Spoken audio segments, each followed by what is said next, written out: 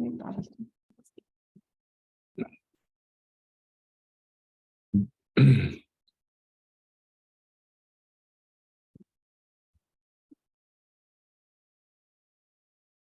morning, good afternoon, or good evening, depending on where you are.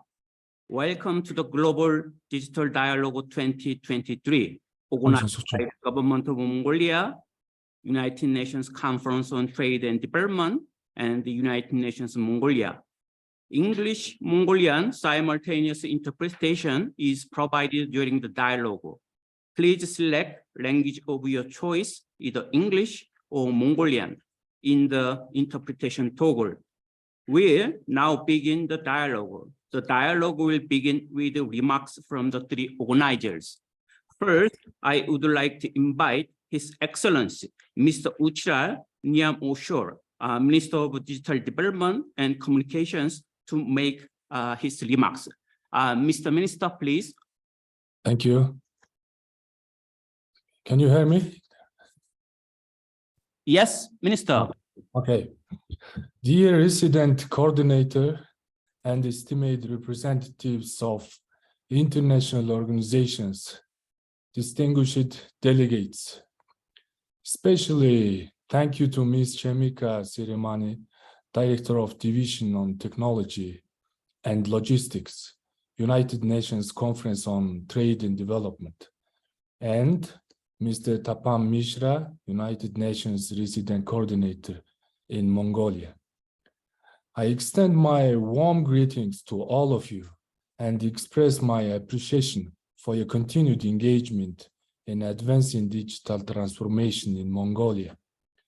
Since the inaugural Global Digital Dialogue 2022, organized by Mongolia, I am pleased to report that we have made significant strides and achieved concrete results in the past 9 months. Today's meeting, centered around e-commerce and economic diversification, is of utmost importance not only for Mongolia, but also for countries worldwide. In 2019, Mongolia committed to become a digital nation. The Ministry of Digital Development and Communications was established in 2022 to spearhead the implementation of this vision. Our mission is to expedite digital transformation by harnessing the advancement in information and communication technology, fostering competitiveness and creativity in the country, and enhancing the overall quality of life for our people. The impact of digital transformation on economic benefits, diversification, and real productivity is undeniable, particularly through the expansion and development of e-commerce, both domestically and internationally. Yesterday, the Ministry of Foreign Affairs of Mongolia and the Technology and Logistics Departments of the United Nations Conference on Trade and Development convened a roundtable meeting on possibilities for the development of e-commerce in Mongolia, where the e-trade readiness assessment was introduced. According to this assessment, Mongolia has made clear progress in the field of e-governance. Moving forward, it's crucial to implement the recommended measures for the development of the digital economy and e-commerce in Mongolia.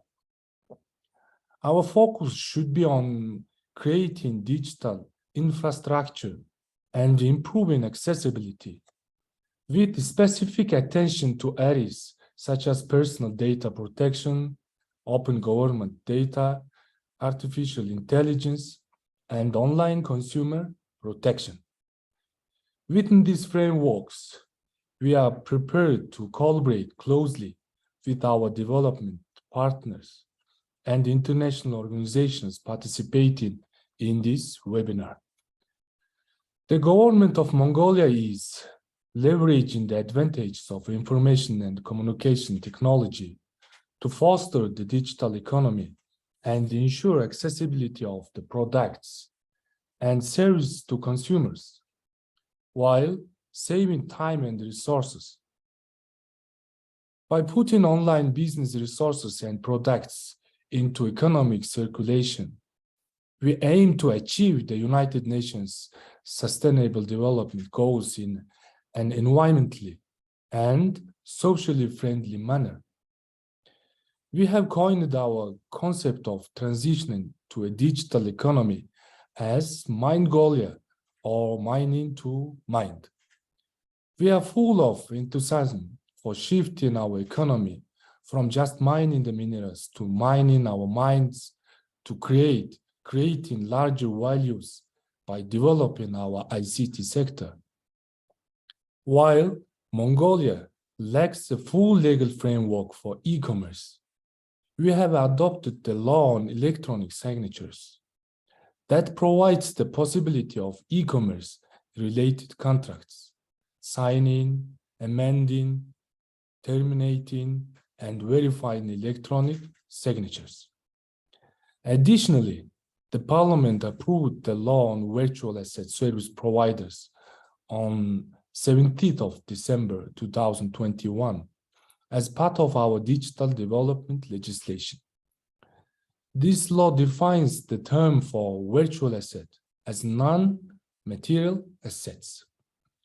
The rapid development of e-commerce has been fueled by the COVID-19 pandemic, technological advancements, and improved regional cooperation. The digitization of various services that can be handled electronically, such as internet penetration, e-shopping, and delivery, has given rise to new sectors that directly contribute to our economy. For instance, the development of e-commerce platforms in Mongolia has provided opportunities for individuals to earn income at a low cost while actively participating in the digital economy. This, in turn, supports the reduction of income inequality among citizens by enabling them to engage in online shopping from the comfort of their homes. Nevertheless, challenges persist in online shopping, including concerns about product quality, difficulty in obtaining additional product information, uncertainty regarding the return process, delays in delivery due to an unclear addressing system, and unreliable customer information confidentiality. To address these challenges, we are ready to collaborate with all of you in the development of e-commerce systems and the establishment of favorable legal, policy, and regulatory environment. I firmly believe that this meeting will foster productive discussions and facilitate the exchange of valuable experiences among our esteemed participants. Once again, my best wishes to all of you. Many thanks for your attention.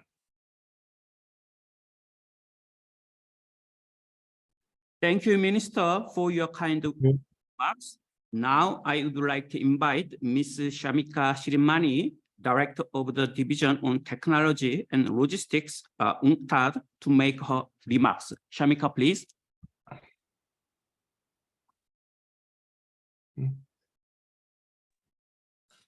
Thank you very much. Thank you very much, Sangwon. Your Excellency, Mr. Ujral Niyam Osor, Minister of Digital Development and Communication, Mr. Tapan Mishra, who's sitting next to me, UN Resident Coordinator in Mongolia, and representatives of governments, private sector institutions across the regions, and colleagues, friends, ladies and gentlemen. And let me at the outset thank my dear friend Tapan and his great team. It's a small but great team for their outstanding efforts in this field and for organizing this gathering in close cooperation with the Ministry of Digital Development and Communication of Mongolia. You know, today countries ability to participate and benefit from economic opportunities greatly depends on their digital capabilities. And this is going to increase and not, decrease. And let me give you a couple of numbers. We have looked at the e-commerce numbers, and we see, e-commerce numbers went up from 2019 was about $2 trillion US. And in 2021, it reached $3 trillion US. So something that goes from, in 2 years, from 2 trillion to 3 trillion is a huge growth. And these numbers are not even, I think they are even underestimations, because a lot of countries don't even collect e-commerce data. The problem is that the digital economy of today is highly unequal. So let me share with you some of these numbers. And I think my colleague Iris would give you some more numbers and stories. You see, almost 3/4 of people living in least developed countries have never been online. For landlocked countries like Mongolia, about 36% of people use the internet in 2022, and compare this number with over 90% in developed countries. And even when the connectivity exists, we find in developing countries, especially in least developed countries, it is typically exorbitantly expensive, and it is of low quality. And the nature of use also differs. For example, up to about 80% of internet users shop online in developed countries. Less than 10% do so in many LDCs. So I think what we also have seen is that the COVID-19 was a turning point in some countries. So I think here, Mongolia is a great example.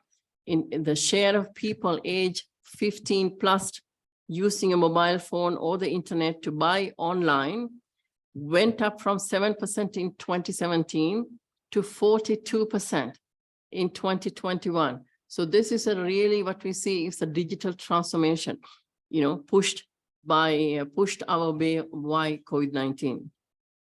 And in fact, this was the highest growth of all landlocked developing countries according to the World Bank data. So there are lots of numbers like that in Mongolia to show that how the digital economy is transforming the Mongolian economy. But let me also say that many countries like Mongolia have made important strides in these areas of enabling environment. But huge differences remain in the readiness of developing countries to engage in, govern, and reap the benefits of e-commerce and the digital economy. This morning, as Minister said, yesterday and this morning, we had events with the government of Mongolia. We launched the e-trade readiness assessment that UNCTAD has supported. The report shows important improvements in the e-commerce enabling environment here in Mongolia. So this is very, very good news. It's very heartening news. Mobile broadband subscriptions have risen significantly. Just between 2017 and 2021, among youth, almost half now possess ICT skills. These are UNICEF numbers, and for the same period, 2017 to 2021. And in fact, we had a survey done, and then the 15% of consumers interviewed during this survey said they prefer to use cash. They prefer to use cash for online shopping. So they are ready to be engaged in the online transactions. But then, of course, there are many challenges remaining, and they are very similar to what we find in other developing countries. So this is nothing new for us with these findings. And we have done 33 e-trade readiness assessments, and we have also done several e-commerce full-fledged supported countries to do several e-commerce strategies. And we find, I think, Minister, this is something that you all highlighted, yesterday, and this is something that we find everywhere else in developing country, costly and insufficient connectivity, especially in rural areas. And logistics came as a very big barrier to engage in cross-border e-commerce, because really it's fine to do the e-commerce around the big cities, but really the lucrative opportunities are in exporting. So how to capture the export opportunities, you need the trade facilitation, the whole logistics. I think Jan, you are here, so you will speak to that a bit. And I think that another thing that came up in Mongolia and also elsewhere is the issues of e-payment solutions, especially in cross-border transactions. And if you cannot do that, it's very difficult for exporters to capture these markets. And then, of course, the lack of digital skills, cuts across, many countries. So what we find is that these e-trade readiness assessments we have been doing in UNCTAD is that the capacity of developing countries to extract more value requires the addressing of multifaceted challenges, and they don't belong to one ministry or to one development partners. They cut across many ministries and agencies. It's starting from the transport to the customs, to the central bank, to the ICT ministry, to the trade ministry, and you name it. I mean, education ministry, if you want to build skills. So it's really what success will very much depend on a whole of government approach. And I think, and also as development partners, it's extremely important that we also come together because, for example, in UNCTAD, we don't have the skills to address all issues.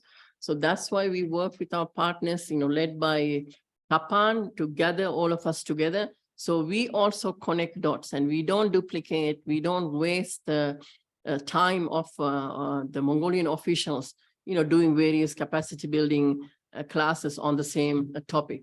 So I think I also must say in Mongolia, under Tapan's leadership, you also have brought together the development partners so that we also will rally around the e-trade for all findings, because there are 91 recommendations and the country needs to prioritize, and the whole of government approach needs to be there.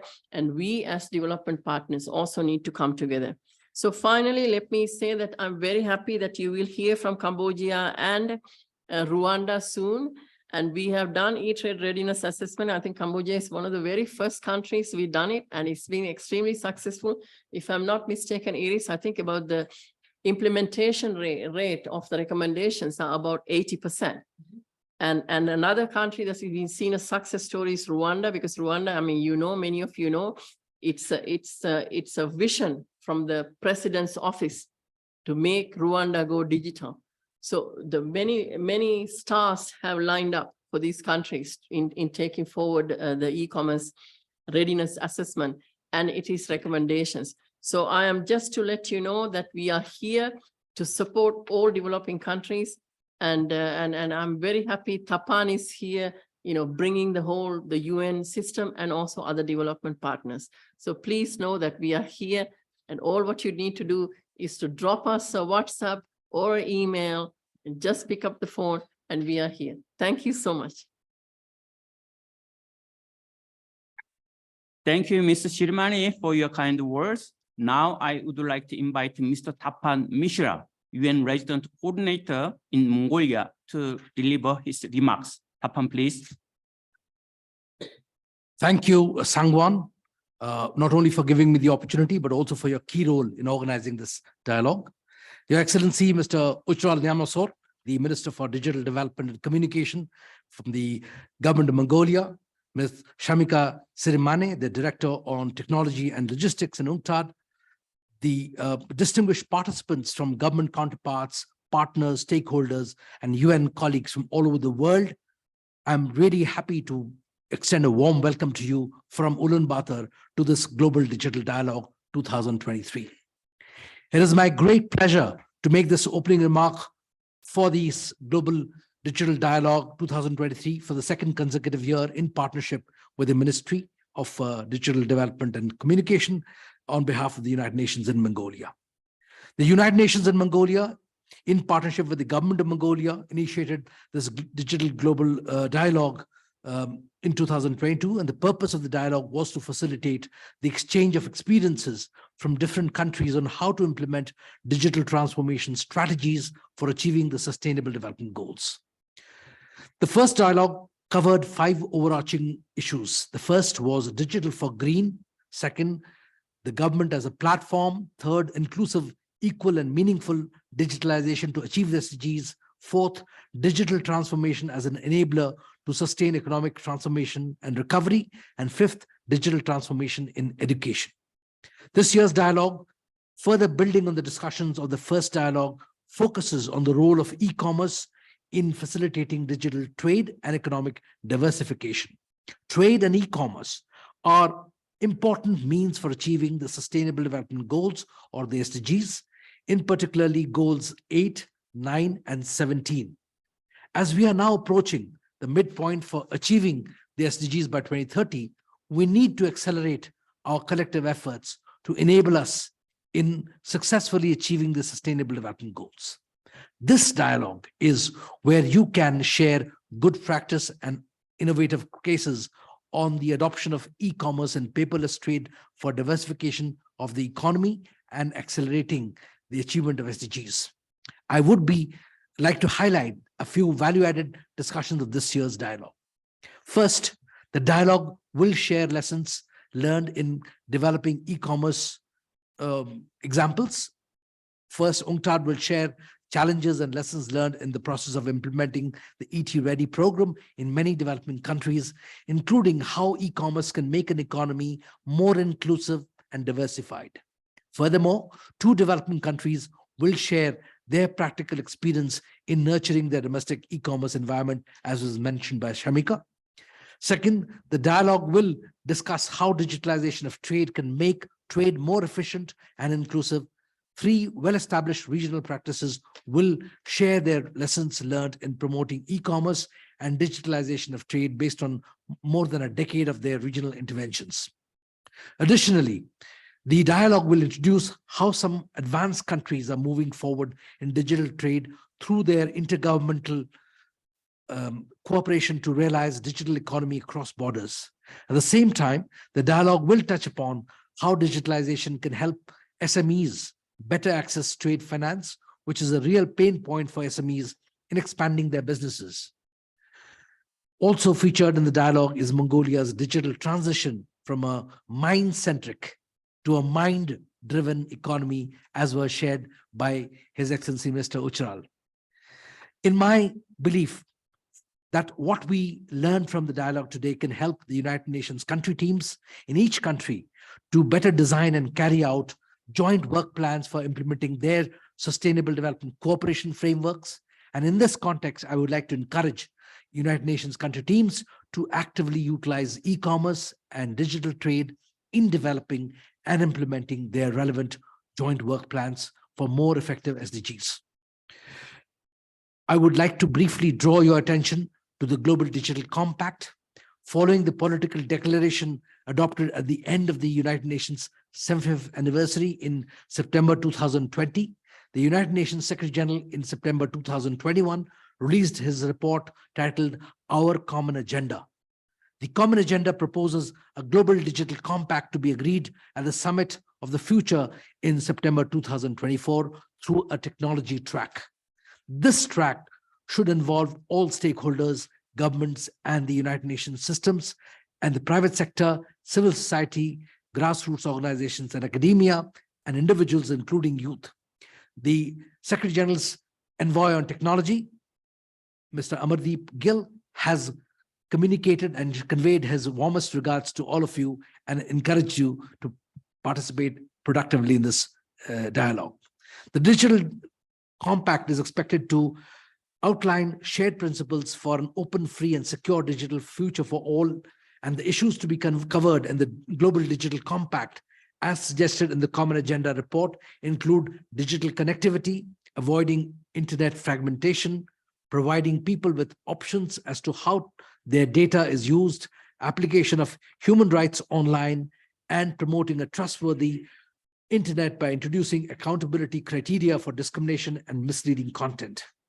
The Global Digital Compact is relevant to some issues discussed in the dialogue. For example, the Global Digital Compact can facilitate wider adoption of e-commerce and digital trade by creating a better trust environment on the internet, including addressing concern on data protection. And the Digital Global Compact can also facilitate application of digital technologies in making e-commerce and digital trade more inclusive with clearer governance on their use. And in this connection, I would like to encourage all the stakeholders to actively participate in the development of the Global Digital Compact. I would like to conclude my remarks by sincerely thanking all those who have made today's dialogue possible. I would like to thank especially the Government of Mongolia and in particular the Ministry for Digital Development and Communications for jointly initiating this dialogue, which clearly demonstrates the Mongolia's strong dedication to digital transformation of its government, economy, and society. I would sincerely like to thank UNCTAD and as we have seen from the speech that we have been mentioning, that Shamika Sirmane has brought the whole benefits of the UNCTAD's capacity on e-trade with us in this. And thank you so much, Shamika, for this. As a UN body for the global remit, the UNCTAD has helped countries all over the world in trade and e-commerce. In particular, United Nations Mongolia cooperated with the UNCTAD in delivering ET-ready assessment report of Mongolia, which has been successfully launched today. And my sincere congratulations to UNCTAD for that. I would like to express my sincere gratitude to the GDD 2023 Sherpa and all the panelists for contributing substantively to the dialogue by joining from all over the world. And without their dedication, we would not be able to convene this today and have such productive conversations. Before I close, I would just like to alert you that today the Government of Mongolia is conducting a simulation exercise for enhancing its preparedness and response to a natural disaster like earthquake. And there may be an alarm or siren that may be sounded, but please do not be concerned, as we have made due arrangements for an uninterrupted continuation of this global digital dialogue.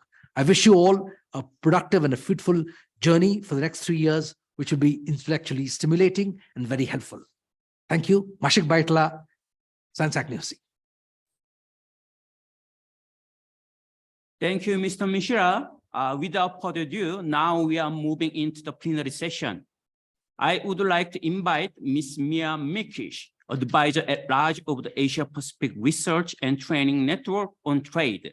She will guide us for the next 2.5 hours of journey as the GDD 2023 Sherpa. Over to you, Ms. Mikish. Thank you very much, Sangwon. And I must start by thanking organizers for inviting me to play this very important role of Sherpa. Now, of course, real Sherpa provide the service of taking the load off others. I have to admit that most of the load has been done by the organizers, and I will be carrying very light load as we move forward through this journey. But the journey is important, and I'm glad that we have sort of been given the direction or where to look for this summit in 2024.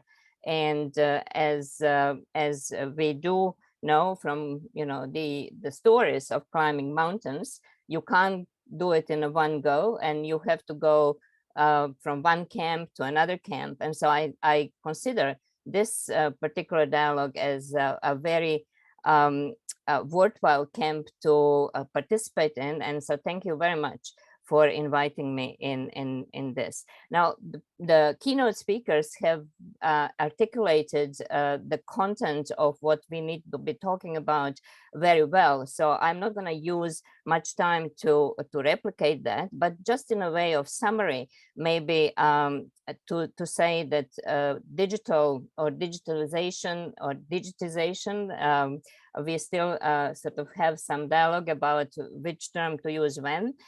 Is very useful when we are considering moving forward with transformation, diversification of economy. Digitization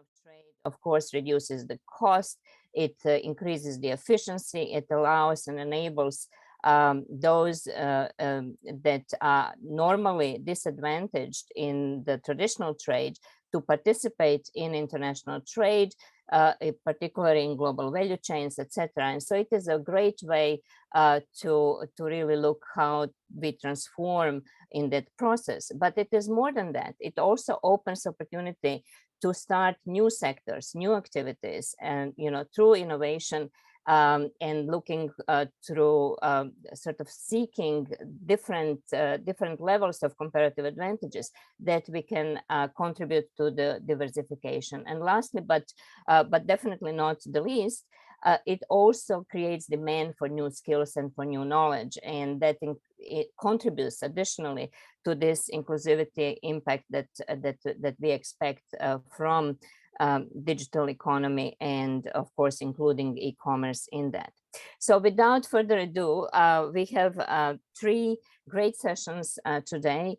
I have to sort of say that organizers have limited time for each session to 45 minutes, which is not gonna do justice to great topics that we have there. But definitely we need to sort of adhere to that time. So I was also told not to start with the session before announcing the housekeeping rules. So let me do that because I need to do my job properly. So obviously you are supposed to be muted and off camera if you are not talking, and please use the chat if you have technical issues, but use the Q&A to put your questions in that we will try to entertain pending enough time to have after sessions. Panelists will be trying to speak slowly so that interpreters can keep up with them, and that of course implies to me as well. And also the panelists are asked to perhaps look at the Q&A session, column, and see if they can answer any questions in advance.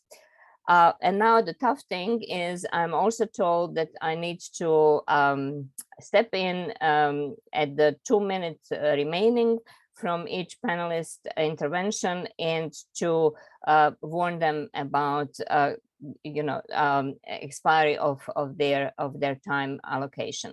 So with all of this, I hope I haven't forgotten any of these announcements, but maybe if I did, maybe we can put it in a chat.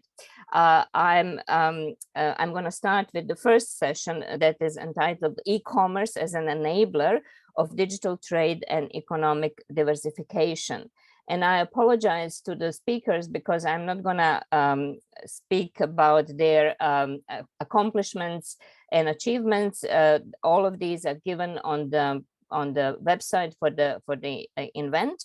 So I'm just going to invite them by saying their name and the current function they perform. So I'm first inviting Ms. Iris Makuli, Program Management Officer, Digital Economy Capacity Building Section, UNCTAD.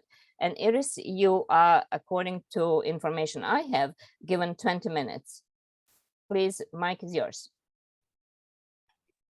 Thank you very much, Mia. I hope everybody hears me well, remote. Yes.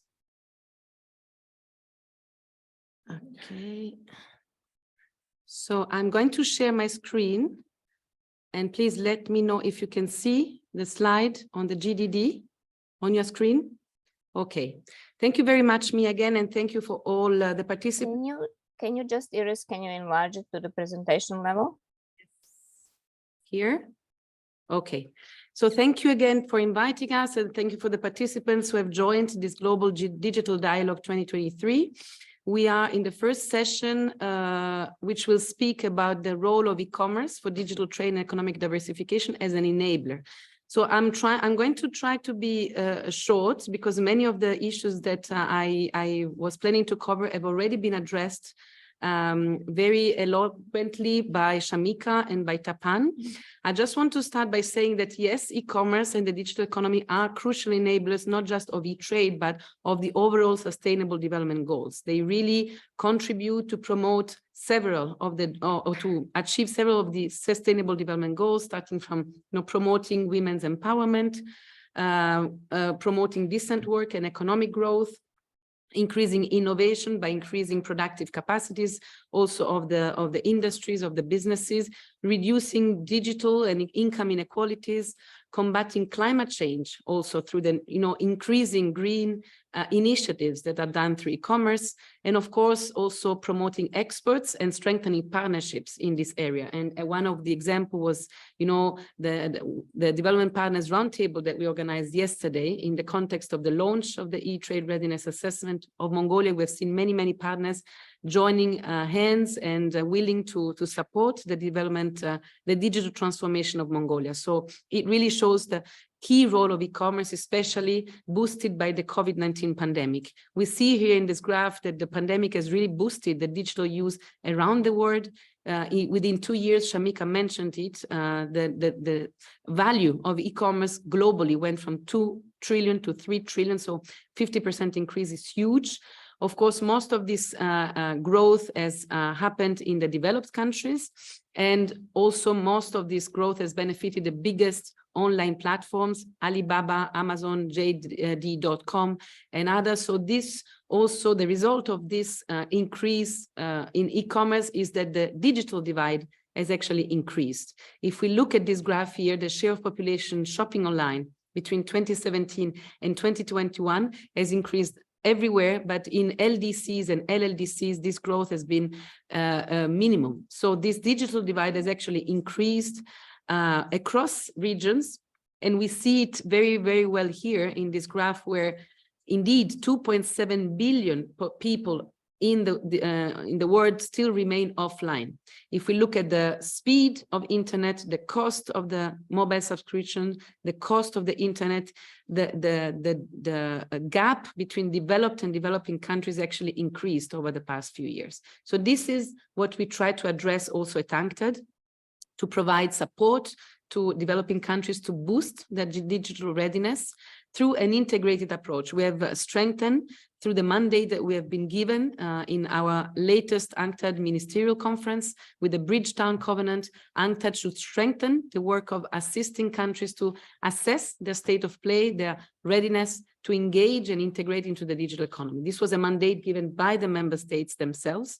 And we do this through our ECDE program, e-commerce and digital economy program, with a number of initiatives. The first is the e-trade readiness assessment program, which I will talk about in a minute. But we also support countries in formulating national e-commerce strategies to give themselves a long-term vision to promote e-commerce. We also provide more recently now in-country implementation support, because it's not just a matter of providing diagnostics, analysis of their e-commerce ecosystem, but also accompanying them to implement the policy recommendations that are contained in these reports. We also have an e-commerce and law reforms program. We assist countries in revising their e-commerce regulations. We have a program of measuring e-commerce, because the issue of statistics, of data is becoming more and more relevant. Countries need to build their capacities to collect more and more statistics on e-commerce. We have what we call the E-Trade for Women initiative. It's an initiative that empowers women digital entrepreneurs through a series of advocates around the world. And we organize masterclasses for women around the world to get into the digital economy. We also have the ASICUDA program. It's well known around the world, the customs automation and trade to facilitate trade in developing countries.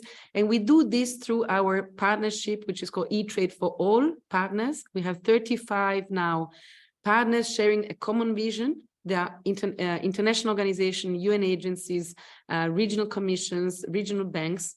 We all have come together since 2016 to assist developing countries in bridging their digital divides, in getting more ready to embark in the digital economy. So I would like just to focus a little bit more on the ET Ready program. As Shamika said, e-commerce is a cross-cutting issue. It cannot be addressed just by one partner or by one ministry. It cuts across several areas, and there is a value chain, an e-commerce value chain. When we shop online until we get the good to our door, there is a lot of things happening.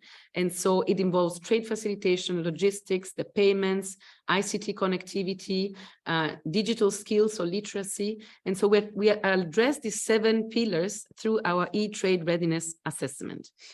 But what is the value added of the e-trade readiness assessments? We've moved from just providing a diagnostic or helping the countries to analyze the digital ecosystem with an actual report to also building capacities along the way, raising awareness on the importance of e-commerce for development, strengthening the dialogue between the public and the private sector and across ministries, mobilizing also the support of development partners, while we conduct the ET-ready assessment. So and we've witnessed it in Mongolia now that the country has its e-trade readiness assessment, a lot of partners, a lot of national stakeholders have been contributing to this, have been engaged in this, consultation, in this dialogue, and the national task force that have been set up in this process will remain as a strong institutional mechanism to promote e-commerce in the coming years. So this is very important that as we prepare the assessment, we also build capacities,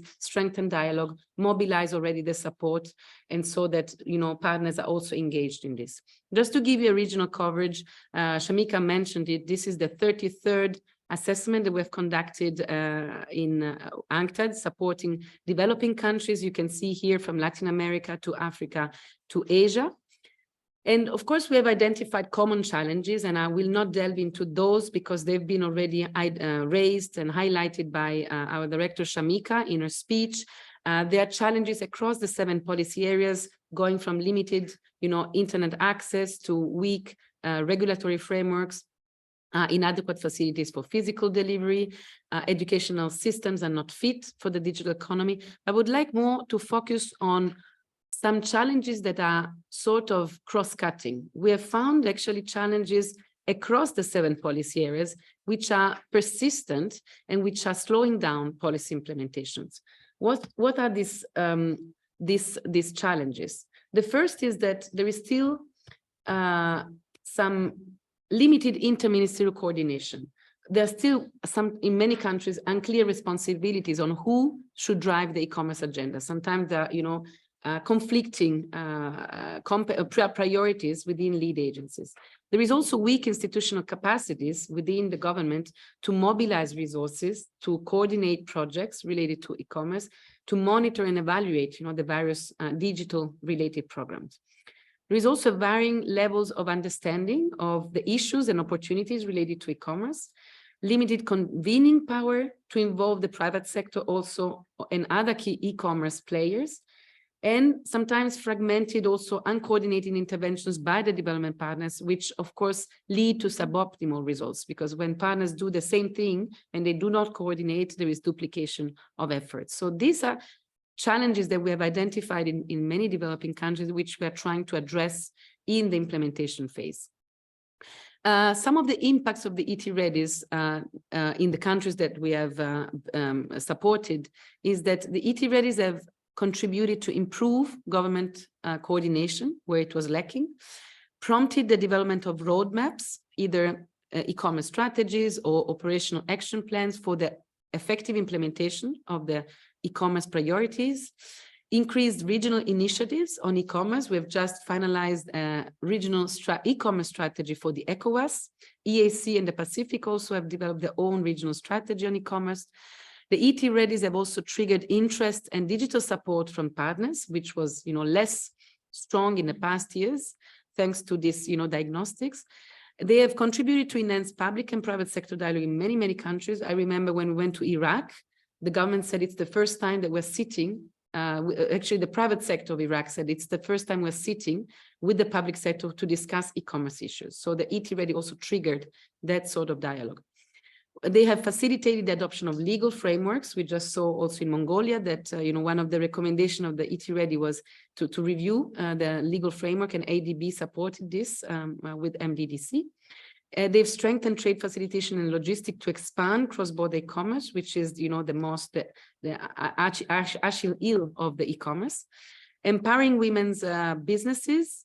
They've helped finally to better prepare countries to engage in e-commerce negotiations within the JSI on e-commerce or other regional agreements. So many, many impact that we have seen really on the ground that have followed the preparation of the ET-Ready assessment.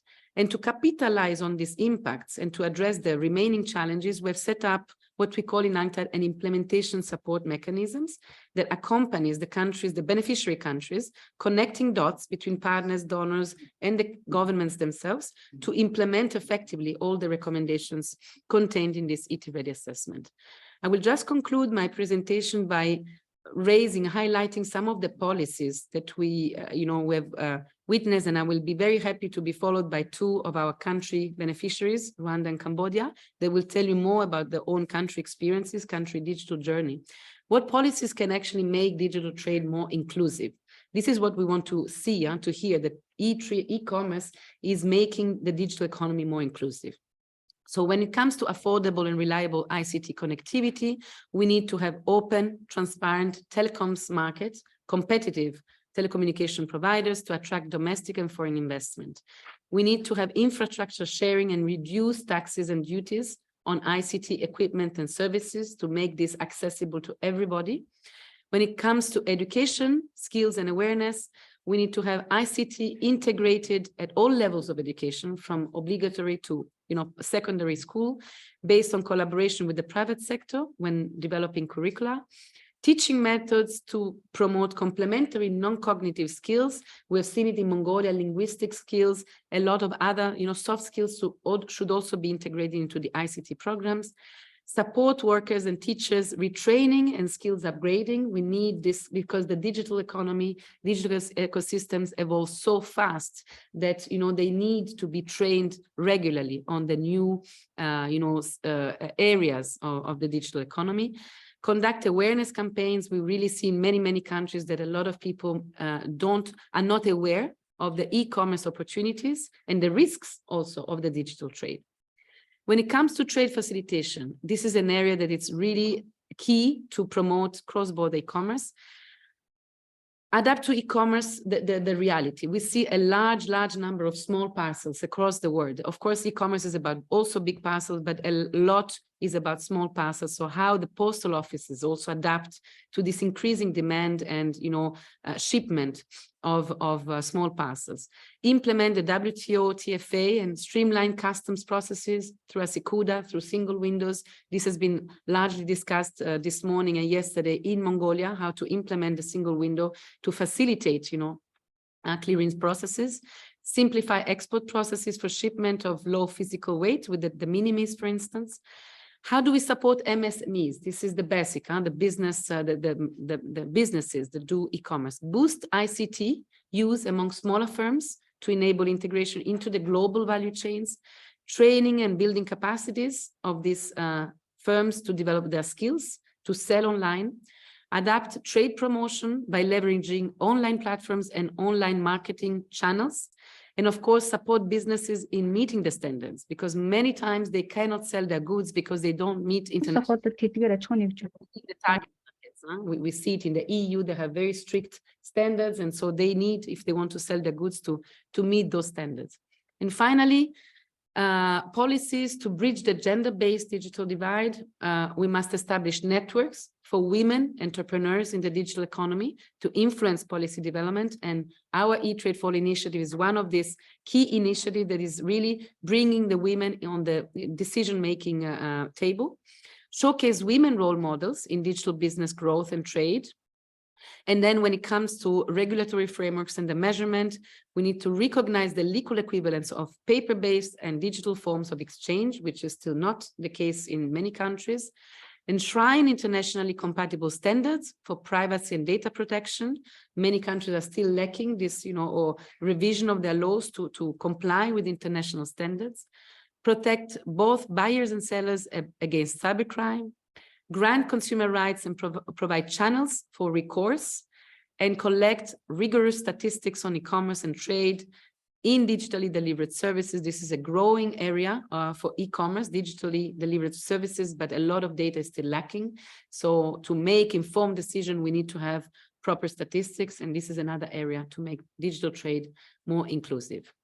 Concluding messages. So 3 key messages. We need to strengthen cooperation, multi-stakeholder cooperation. This remains a top priority to enhancing e-commerce readiness across countries.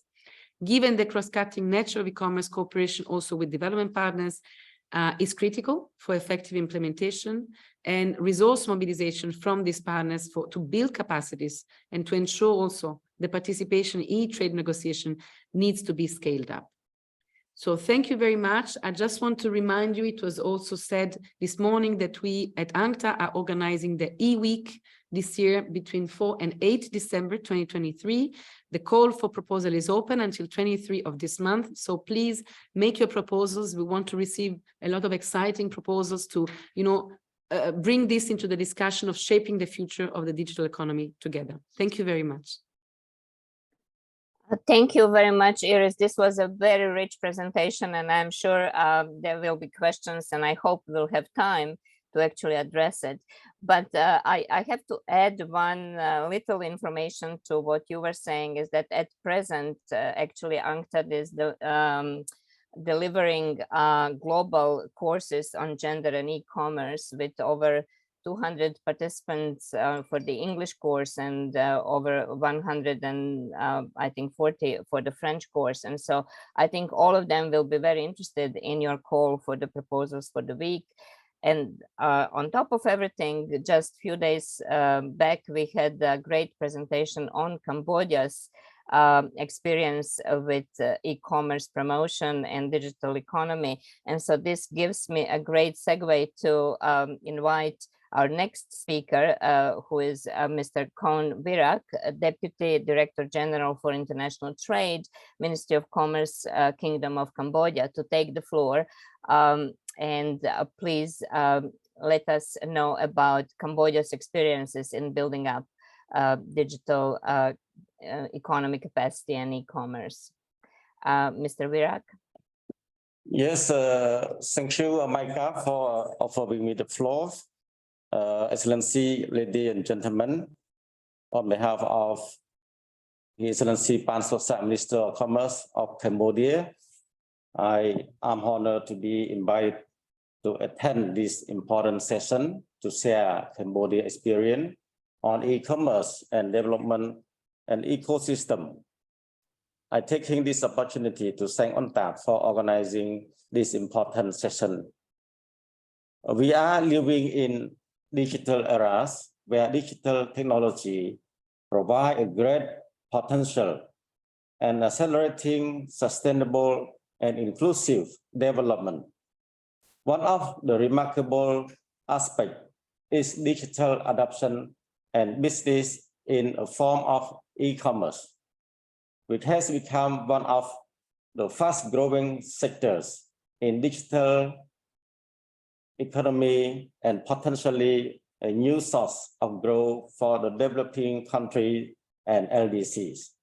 Technology diffusion from developed countries has brought rapid digital adoption in developing countries, including LDC, so that they are able to leverage digital technology in their development agenda.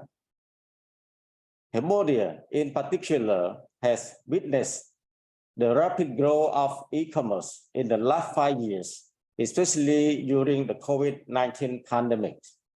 Since the starting journey of e-commerce development in 2017, with UNCTAD support in e-trade readiness assessment, Cambodia has made remarkably progresses, making Cambodia the top performer countries with an implementation rate of 92% in UNCTAD second ET readiness implementation review. This growth rate is the utmost effort by the Royal Government of Cambodia, together with the support from development partners, to develop digital framework and strategy in response to the fast technology evolution and the way that business is currently conducted. However, the growth of e-commerce sectors has brought opportunity as well as challenges, which require further work of the Royal Government of Cambodia to develop a conducive ecosystem with strong policy and institutional support and participation from relevant stakeholders, including private sectors and development partners. Excellency, ladies and gentlemen, I would like to brief about key milestones of e-commerce development and effort of the Royal Government of Cambodia in building a conducive e-commerce ecosystem in Cambodia, particularly Ministry of Commerce, which made Cambodia the top performer countries in the UNCTAD second ET Readiness Implementation Review.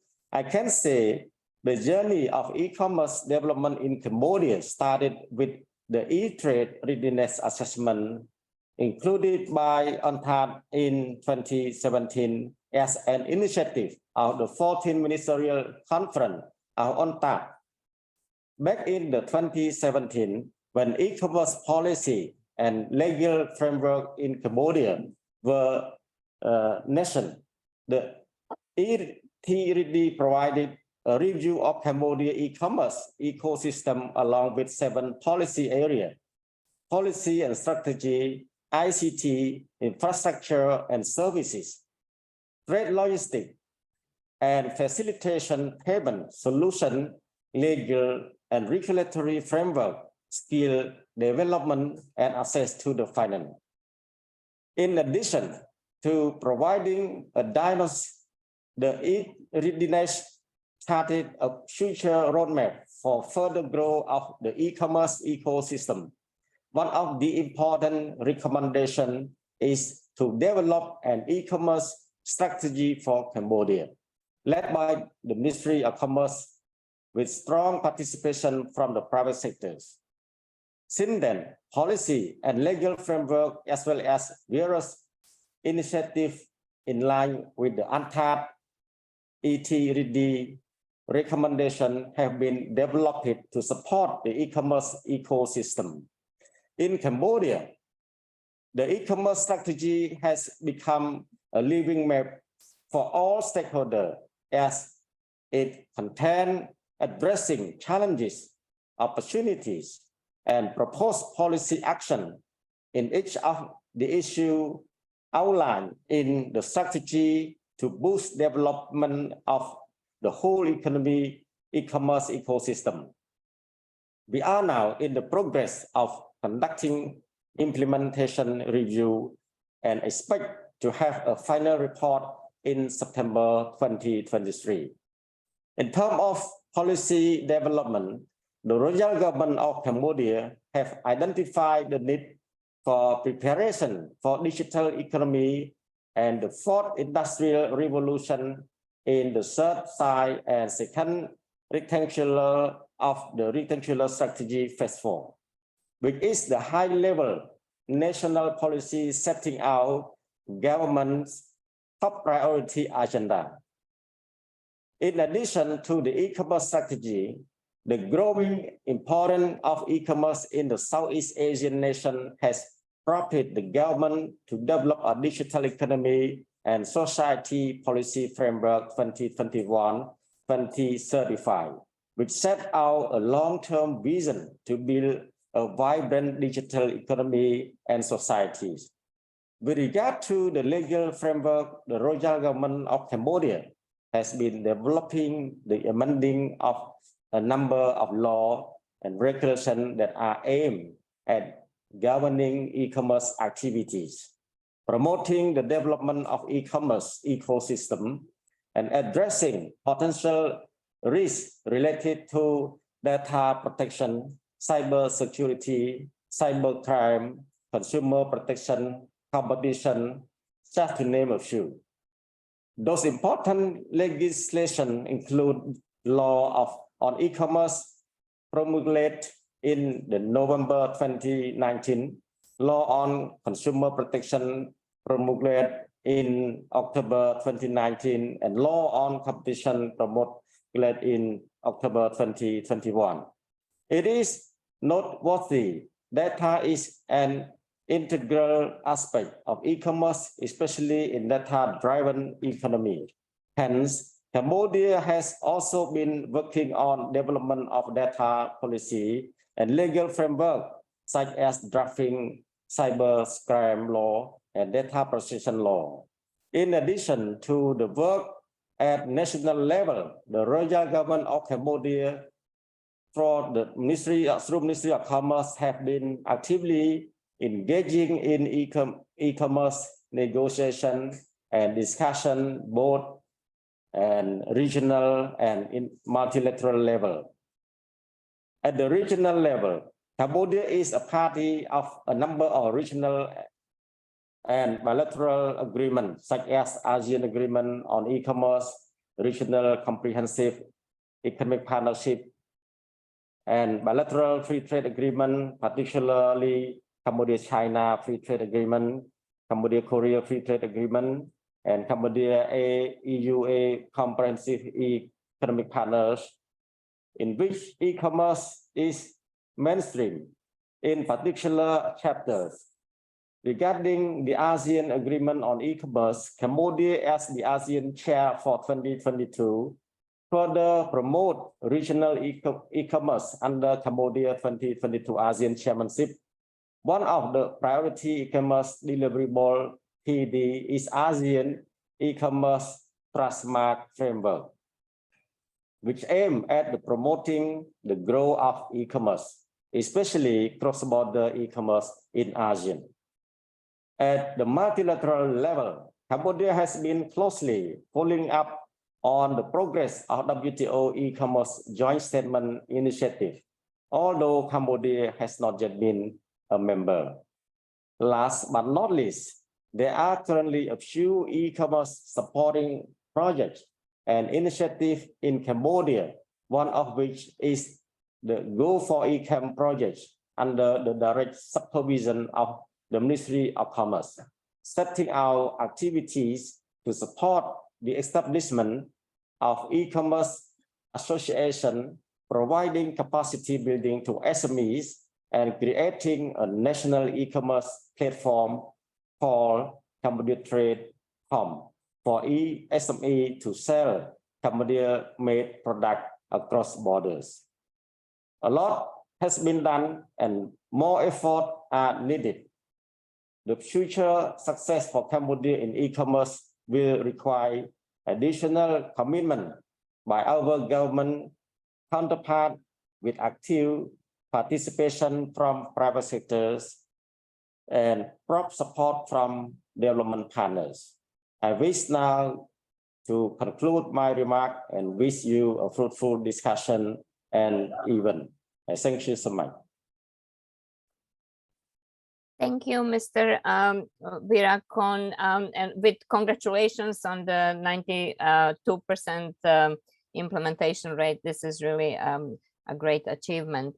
Let us move on to the next speaker in this session. It is Mr. Richard Nivanshuti. I apologize if I'm mispronouncing that, Richard, who is Permanent Secretary, Ministry of Trade and Industry, Rwanda. Richard, floor is yours for next 12 minutes. Thank you so much. First of all, let me start as others did. Appreciate the invitation to participate in the global discussions on digital dialogue. The government of Rwanda really appreciate learning, but also sharing some of these experiences in the different forums that have happened over time. My presentation will be short indeed. It is also based on the fact that our previous speakers have touched on a number of areas that we seem to be sharing similarities. It is also based on the fact that in the first presentation that was presented by UNCTAD, there are cross-cutting areas that we seem to be not far from each other as different countries participating in the digital transformation. However, I will share experiences about Rwanda's journey in e-commerce and digital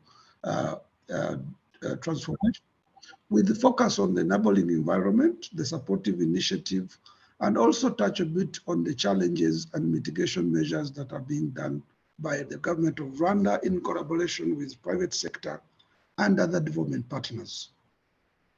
As it was mentioned by Daele Kashamiki, and thank you so much for doing that, the whole policy of digital transformation is really guided by high-level leadership, which understands the benefit of going digital on all services, not only on trade, but also other services that support our economy.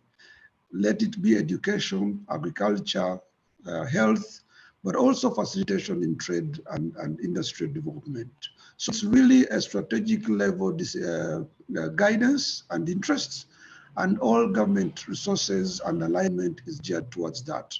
Secondly, the understanding by the private sector of digital benefits, focusing mainly on cutting cost and time, has also been growing over time. For example, I might mention that as we all know, most countries really came out on e-commerce during COVID period because of the limitation of travel and export logistics. But in our particular country, we had very few SMEs that were participating in e-commerce. I think back then we had around 8 companies that were digital. But by the end of 2021, we had over 36 companies that had gone online. Today, we are looking at around 66 companies that have already started their online platforms and operations. This is an indication that the growth is really positive, and the interest is coming up. But why is that happening? First of all, government of Rwanda has invested heavily on the infrastructure. Around broadband infrastructure, internet access. There's been a lot of work done around education and support to e-commerce skills or e-skills. And I'll mention a couple of these areas as we proceed. The other area that has been very critical is that the government has also invested heavily in upskilling people, as I mentioned, and also the national data protection laws and regulations have been put in place to build confidence in the market. The other area that has also been touched on is strengthening institutional establishment that the government has also put in place, the National Cybersecurity Agency, which also facilitates government in providing an implementation guidelines. Richard, Yes. apologies. I'm not sure if you were meant to share your presentation or you just want to have a verbal. Okay, I the could share presentation. it for the interest of the audience as well. Yeah, okay, great. Thank you.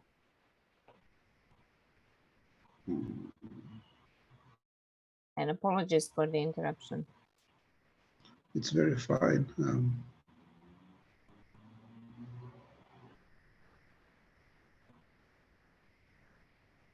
So I seem not to have the control of my share link. Can someone share it? Can Sang share it? I think, yes, I think the organizer can share it. And Yes. while we are at that, I would remind that we need to speak a little bit slower for the interpreters' benefit. Thank you. Sure, sure.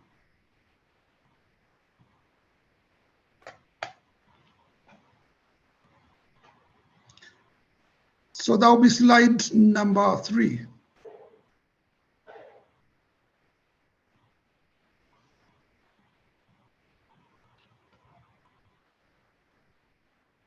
Is that the right one? Thank you.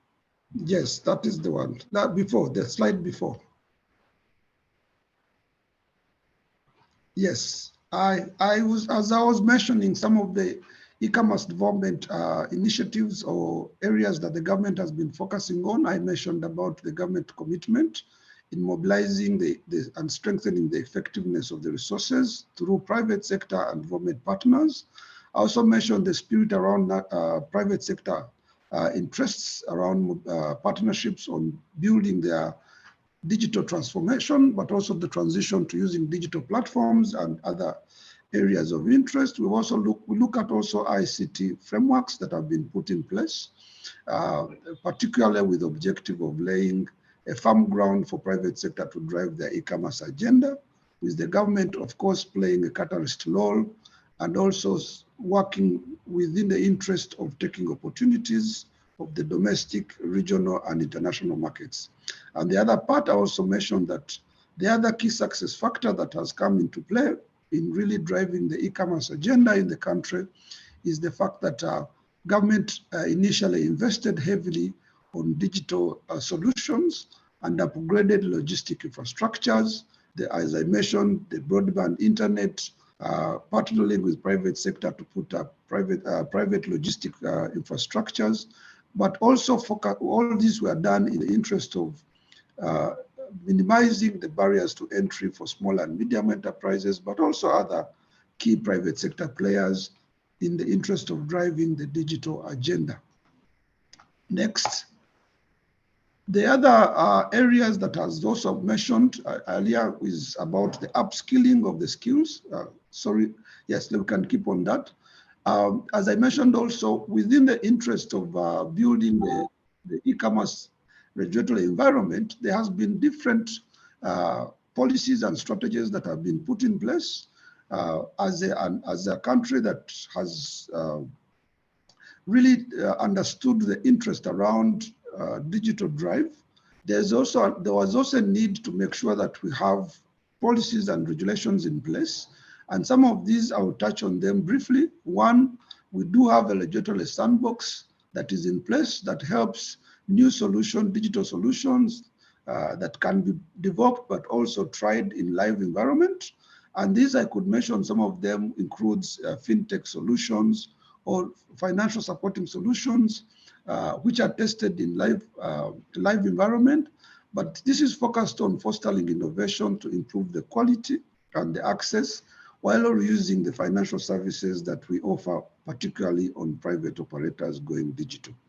The other part is the e-commerce policy. As I mentioned, we do have the e-commerce policy now and the e-commerce strategy, but I'll start with the e-commerce policy now, which has been developed with support of EIF project, in which we have put up major guiding pillars that will support the drive of e-commerce. The policy is almost at the level of cabinet approval, and it has really made the industry focused more than before. We also have a strategy, the e-commerce strategies, thanks to the support of UNCTAD, that we work together on this. And in fact, the strategy drove the interest to elaborate the policy. Thanks to UNCTAD that we worked with on the strategy at the beginning, where we also agreed on the driving pillars and strategy priorities, where we could be focusing in terms of developing the e-commerce industry. Beyond that, also something that we share with Cambodia that I mentioned is the consumer protection policy and related laws. Here we have put in place regulations around fair competition, providing consumer access to products and services, and putting in place competitive prices, but also making sure that we guarantee the investments in a conducive environment for the private operators. So the consumer protection policy has now been put in place, and different regulations are into design. The other regulatory framework that has also been put in place is the law relating to protection of personal data and privacy. This is really done within the interest of protecting personal data and privacy, but also making sure that we build confidence into our market, intended to make sure that people feel safeguarded whenever they have different transactions and different operations using the digital platforms in the market. Next. Other areas that have also been done on, next slide please, is the Electronic World Trade Platform. The Electronic World Trade Platform is a partnership that the government of Rwanda entered into back in 31st October 2018. And the objectives were particularly to support the development of digital economy in Rwanda, but making sure that companies participate in opportunities in the global markets. Here, major areas of focus were tourism, training, and education, but also taking advantage of the e-payment solutions that are available in different platforms. 7 companies were recruited for this purpose, and 2 major platforms are supporting in export support, where we have Alibaba and Tmall as some of the major platforms that the private operators are anchored to. The other area was e-commerce center. The e-commerce center is a fulfillment center in collaboration with GIZ and other partners, was intended to really build the area that was mentioned by the previous speakers around capacity building, but also creation of awareness in going e-commerce or going digital. The e-commerce center focused on supporting small and medium enterprises to benefit in terms of information, but also understanding the skills around putting up their own online shops. And the target of 619 SMEs has been has been onboarded with a focus of around 4,470 products already online. We will be recently launching our RwandaMat platform, which is a joint GIZ, private operators and government of Rwanda initiative, intended to bring on board all the different e-commerce players, but also intended to showcase the Rwandan made in Rwanda products to the regional and markets. The platform is now live, but we will be launching it very soon. But this is also done in collaboration with iPosta, which is a national post office. Again, it is within the interest of understanding that postal services can play a key role in also driving digital or e-commerce services. The other area of interest that also touches on what government of Rwanda has been doing is the Digital Ambassadors Program. The Digital Ambassadors Program again comes back to the inclusiveness of our e-commerce agenda, where we really think a good number of not only urban players, but also rural players need to be provided with enabling skills and knowledge in order to also participate in this digital opportunity. And so ambassadors have been skilled, trained, and all of them provided the necessary skills to set up delivery model centers or platforms that could help our rural communities to also participate in e-commerce trainings. And this has also created entrepreneurship opportunities for some of these young women and men, and with an opportunity that they also contribute to digital literacies, bringing on board our cross-border traders, bringing on board our agriculturists, also bringing on board some of the women that participate in our local markets across the country. The other item that I also want to touch on in terms of the initiative that has been in place is that, as you know, and also has been mentioned, there's been an interest to collaborate with different partners. Today, Rwanda hosts two major players on the continent.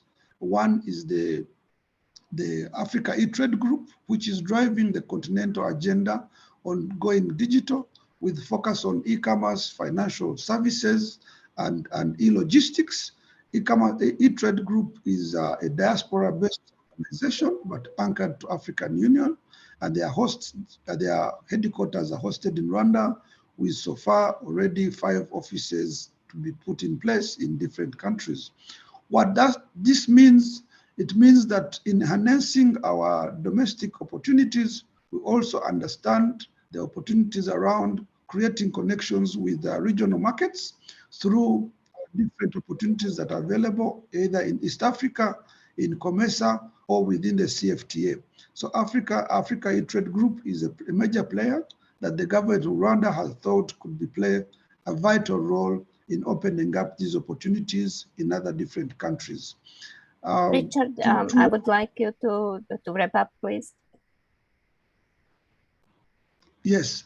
On the last slide, which looks at on the challenges that we are also not far from the others, is the challenges around e-commerce going digital and the limitations or mitigation that I've been doing. One, as we have been mentioned, I want to go into each of them, but probably let me mention a couple. One is the ability for businesses to build trust within their platform that's set up. Two, the awareness that is needed for all private operators, but also consumers to trust the platform that they're trading on.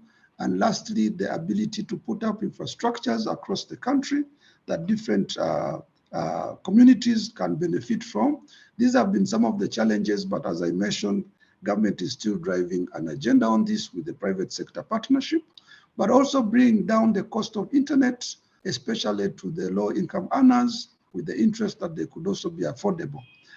These are some of the areas that I mentioned that government is focusing on, but also they are shared with other players. And I believe that the Agenda 2024, which is our national midterm agenda, but also going to 2030, we have different interventions that will drive these interests and probably mitigate some of the mentioned challenges that I mentioned above. I think without delaying much of the time, these are some of the mentions that I could bring to the attention of the audience. And once again, I appreciate the time that has been provided for us to share experiences and benefit from others. Thank you so much, moderator. Thank you, Richard, so much, and apologies for two interruptions. I think the slides will be shared with the audience, and so everyone will benefit by having another review, because obviously you had much more information that than you can master in 12 minutes. Let us move on with the next session, but before that, please use the question and answer facility and put your questions. We are asking panelists to answer directly if possible, because we are looking at serious time challenge here. So if you want to ask some questions, do use this facility. It will enable us to actually handle more questions than probably we can at the very end. So moving on with the session 2, digital trade facilitation. We again have excellent presentations here. I will ask speakers to try to keep to time, please. And the first speaker is Mr. Jan Duval, Chief Trade Policy and Facilitation Section of ESCAP, UN ESCAP. Jan, mic is yours for next 15 minutes. Thank you. And Jan, please open the presentation. Yeah. One more in the presentation mode, please. Thank you.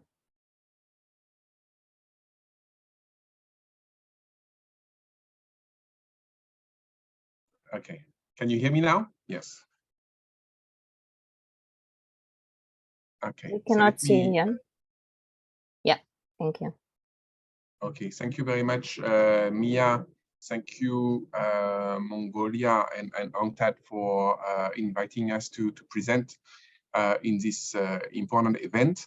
And we're very pleased really from ESCAP side to see, the progress that Mongolia is making and the efforts, at the highest level of the country, progress that are being made to prepare for the digital economy and digital transformation. So what I'm going to do now in the next 10 minutes or so, I'll try not to be too long, is to give you an update on the progress in digital trade facilitation implementation across the world and the Asia Pacific region more particularly. So by digital trade facilitation here, what I mean is progress in digitalization of trade procedures. And so this is also sometimes referred to paperless trade implementation, cross-border paperless trade implementation. And there is a lot of efforts being made around the world, in particular during COVID-19, in fact, in automating and digitalizing a lot of the trade processes, as we will see here. My presentation is based on the UN Global Survey on Digital and Sustainable Trade Facilitation that we conduct together with other UN regional commissions around the world, as well as now with UNCTAD. So just a little bit on the survey itself and the scope. So I encourage all the participants to actually take a look at the data that is online at untfsurvey.org. I think it's quite interesting, and it covers 140 plus countries by now, 50 plus trade facilitation measures all the way back to 2015. So you can see how your country or how different regions have evolved, right? The very specific value addition of that survey by the UN is that it covers not only the WTO trade facilitation agreement related measures, but also digital trade facilitation measures, paperless trade, cross-border paperless trade measures, as well as sustainable trade facilitation measures for measures for SMEs, for agriculture, for women, also trade finance facilitation measures. And even during COVID-19 now, we've added another modules on trade facilitation measures during crisis and pandemic. But I'm going to focus on digital trade facilitation a bit more as I go in this presentation, given the focus of this event. Just to be clear with everyone, right? The example, let me give you a few examples of trade facilitation measures in all the categories, so you know what we are talking about. We're really talking about trade facilitation and trade digitalization. So, an example of a WTO trade facilitation agreement related measures, I call this a basic package of measures that everybody is implementing now, is, for example, publication of trade regulations and trade regulation procedures, right? How to make them. So this is a transparency measure, and this can be done offline, online, or ideally both, right? An example of digital trade facilitation measures includes paperless trade, for example, electronic submission of customs declaration. So this is all the measures, all the paperless trade measures that involve electronic exchange of data information within the country, within an economy. And when we talk about cross-border paperless trade, we are talking about electronic exchange of data not within the country, but between countries. And this is something that is extremely difficult to do because of, you need the relevant legal and technical requirements to be met on both sides for this to happen. A typical example of this is electronic exchange of certificate of origins. And then in the survey, again, we have sustainable trade facilitation measures, which we think is very important because not everybody benefits, from a measure, right? So it's important that if you want to make trade more inclusive, you have measures directly directed to certain groups, specific groups, right? SMEs, women, the agricultural sector, all are in need of very specific and slightly different trade facilitation measures. So one example, for example, of a sustainable trade facilitation measure in the context of the survey is that SMEs should be well represented in the National Trade Facilitation Committee. And unfortunately, it's not the case in many countries still at this point. As I mentioned before, the trade facilitation and paperless trade survey results are online. But right now, what you have online is actually the latest results are from 2021. We are actually collecting, and we finished collecting data for 2023 in collaboration with UNCTAD and also UN Regional Commissions. And this is going to be launched exactly a month from now, on 5th of July. Actually, so if you're interested to have the latest data and to hear from the latest data, please join that event. So what do we know based on the existing data that we have? If you look at the global level here and the implementation of trade facilitation at the global level based on the survey result, we have an average implementation rate at the global level of 65%, right? So roughly that means 2/3 of the measures are implemented in a significant way in this survey. And if you look at which parts of the world are performing best, you can see that Southeast and East Asia lead the developing countries region. So Mongolia is in the right region to get all the best practice and to upgrade to a digital, fully digital economy in that context. Obviously, there is a lot of variation across countries. So if you start looking at within each subregions, you find a lot of differences, right? So for example, in East Asia, China, Japan, Republic of Korea are actually global leaders in many ways. The other countries in that region are lagging a little bit further behind. And then again, Central Asia is lagging relatively behind. Pacific Islands are way behind because they are so it's much more difficult to implement a lot of digital systems. Southeast Asia is again doing very well. If you look at the trend over time, you can actually find out that Pacific Islands, so the small countries, it's not impossible for small countries to digitalize, and that's an important message, right? If you have the right political will, if you have the right partners, you can actually digitalize. Pacific Islands are making huge progress in this area and actually catching up, right? So both Pacific Islands and also South Asia, with some of the least developed countries in that region also catching up quite well. So now if you look at the implementation of different groups of general and digital trade facilitation measures, what you find out, so this graph shows the implementation rate of different groups of measures, the transparency measures, measures related to simplifying formalities, measures related to institutional arrangement, like setting up a national trade facilitation committee and cooperation among agencies, as well as paperless trade and cross-border paperless trade. So what you can see right away is that cross-border paperless trade here, the red line shows the average at the global level. It shows really that is below 40% implementation. So there's really something that needs to be done to accelerate cross-border paperless trade. If you look at a little bit more detail of the survey result and what we find in terms of what is being implemented, what is not being implemented, again, we find the cross-border exchange and legal recognition of electronic data and documents is generally lacking. There is good progress in terms of paperless trade, implementation or development of national electronic single windows. A lot of the development partners are actively supporting that process.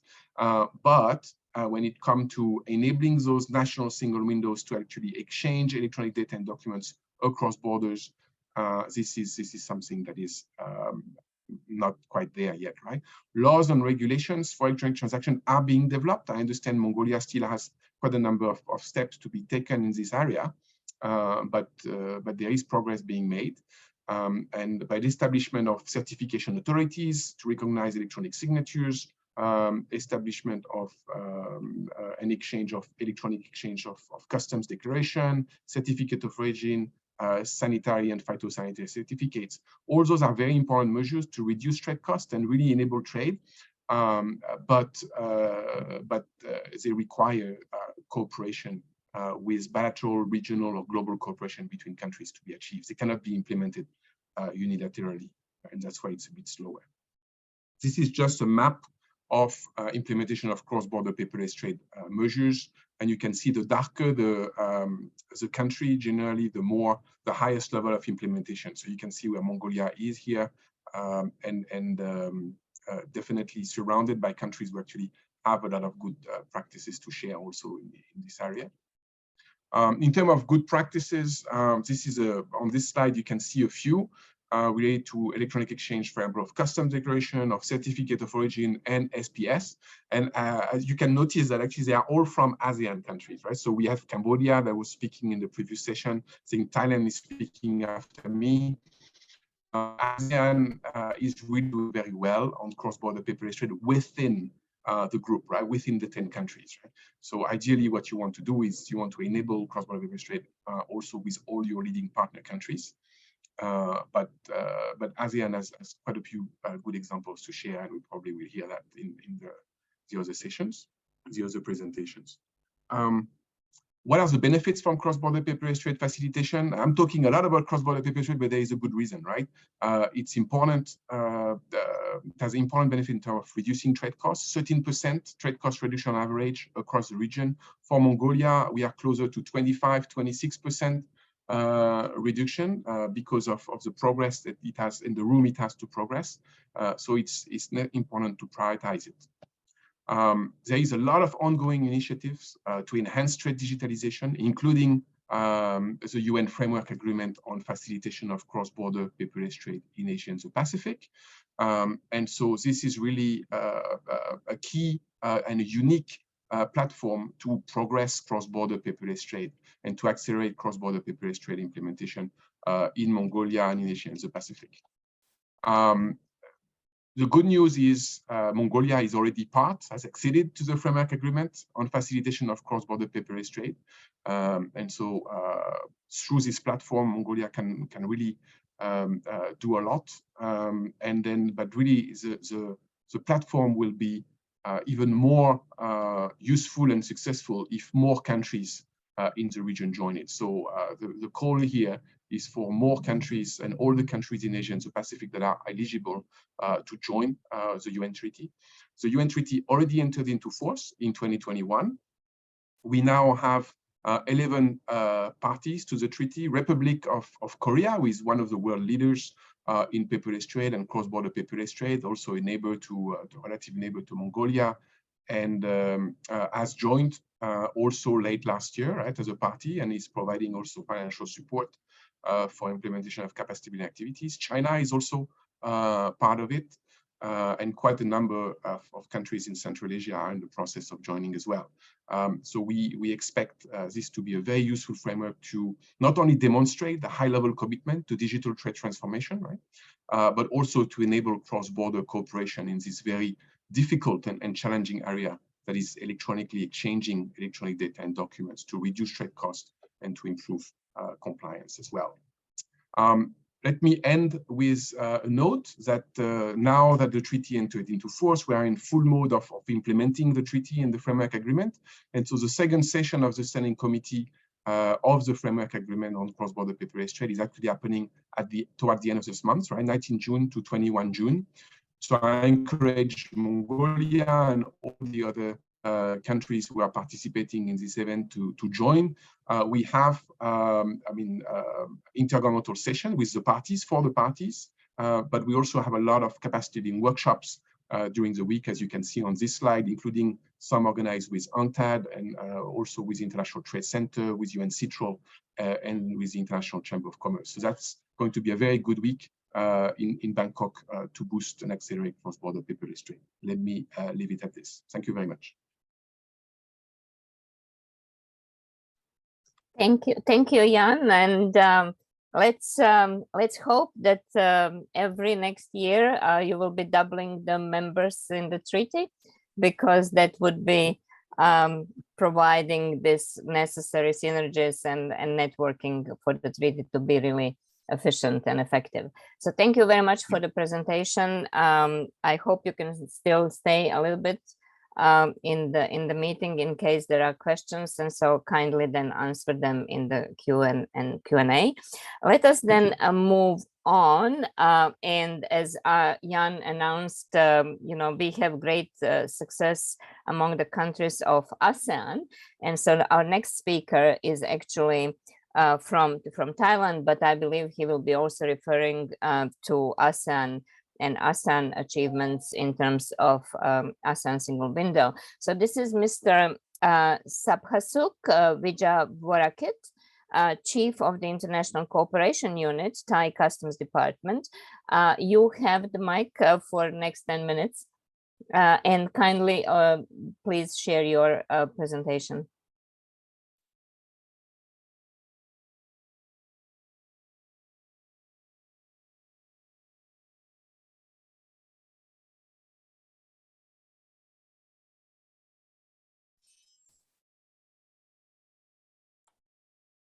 Mr. Sabhasuk.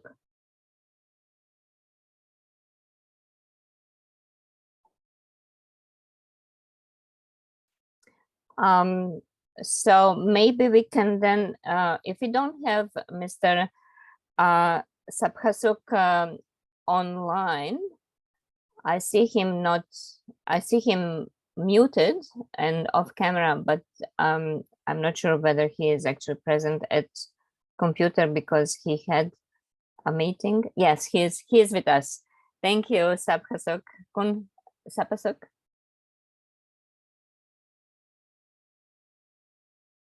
Hello. We can hear you. All right. Okay, it's my turn now. Yes, it is. And kindly share your presentation, please. All right. Thank you. You have 10 minutes. Okay.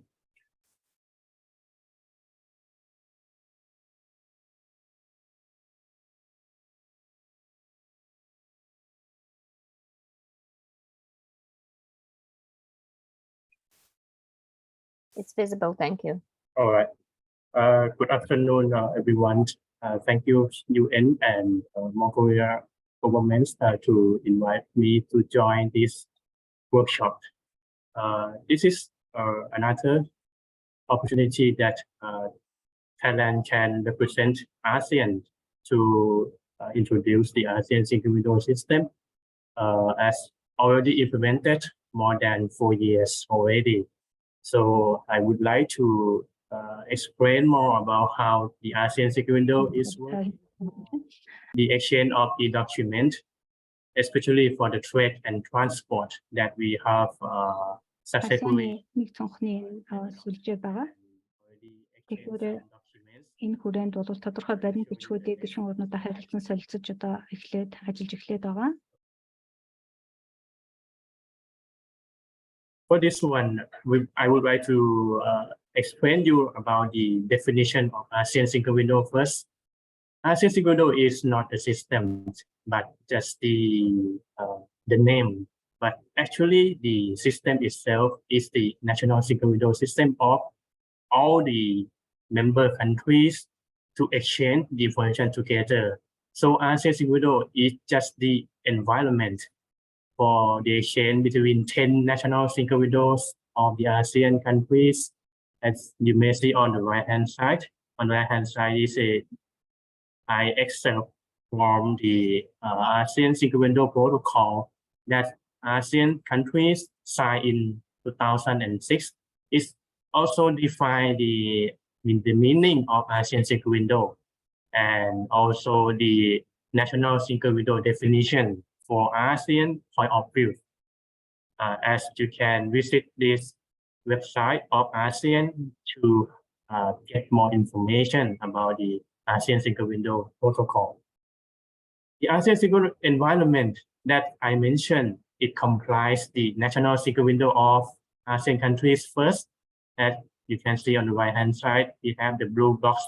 The blue box represents the national single window system of the ASEAN countries, and the connection between the single window, national single window of ASEAN countries will be done through the internet, the secure internet. Any document that exchange between ASEAN countries will be enveloped and encrypted by the channel through the internet. That's called the HTTPS or secure layer. And one of the important tools that ASEAN Single Window is needed is the ASEAN Single Window Gateway. On the picture, you can see the red box. This one will be installed in each system of ASEAN countries to be used for transforming the data. In case of some ASEAN countries, we will use the different communication protocol. When they send the message through ASEAN Single Window Gateway, this system will transform it to be exchangeable with other countries to have the same communication protocol for this exchange. And the next bullet, although ASEAN Single Window system also enable the secure, very secure mechanism, we use the digital certificate that complies the digital signature to identify the sender, that the recipient can be rely on the receiving document that this one come from the real sender. For our authentication between the sending and receiving countries, the sending countries can verify if this document come from the national single window of the sending country, that we use the digital certificate to be as the tool. This one is showing the implementation of single window that ASEAN already successfully exchanged some documents that I will show you step by step.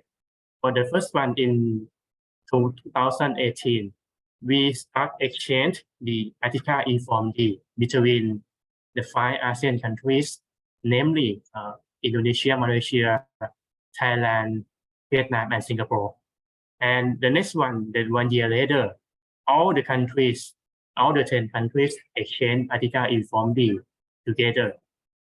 And after that, we initiate another document like the ASEAN Custom Declaration document, or ACDD, to be exchanged in 2020 that have the pilot countries at that time for 3 countries that were the Cambodia, Myanmar, and Singapore. And after that, in 20 and 22, we also introduced another document that is the e-phytosanitary certificate. As of now, we have Indonesia and Thailand have been exchanged this document together. And for this year, 2023, we have the work plan to be referred by the ASEAN countries that we expect all the 10 countries can have the exchange of ASEAN custom declaration together. Because at this time we have 8 countries exchange this document, but other 2 like Laos, PTR, and Vietnam are still ongoing on the process of testing exchange. And we also have the plan for the full implementation of Article E from the 100%. Because as you may have doubt that why in 2018 and 2018, 2019 онд бол Atiga маягтуудыг харилцаж because right now the traders can have the opportunity to select which тэгэхээр format of the form that trader would like to Popipatchet ямар маягт they can also select the hard copy and also the e-form D.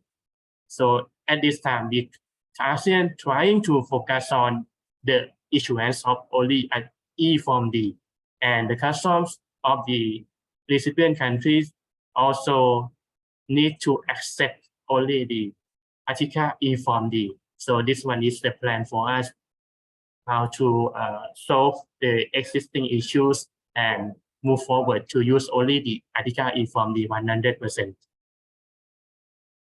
And the next one, we also have more expansion to the non-ASEAN countries, which are the dialogue partners, our dialogue partners.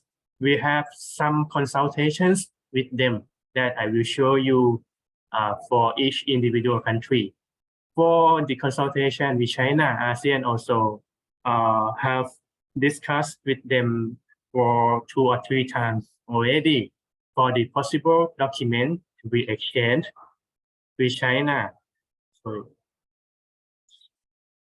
for the possible document to be exchanged with China, and also how to have the legal instrument to support the exchange of e-document together.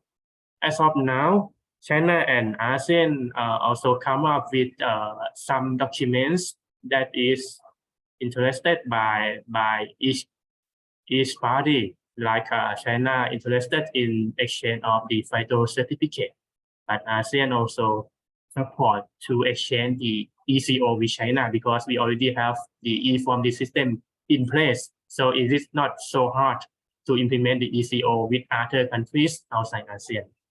The next one is Japan. Khasuk, I have to Yes. apologize just to inform you that you have 2 minutes left. Okay, I will try to quickly present. Thank you. The next one is the exchange of ECO with Japan. Right now, the current status, we are just discussing about the technical possibility to exchange with the 2 systems together.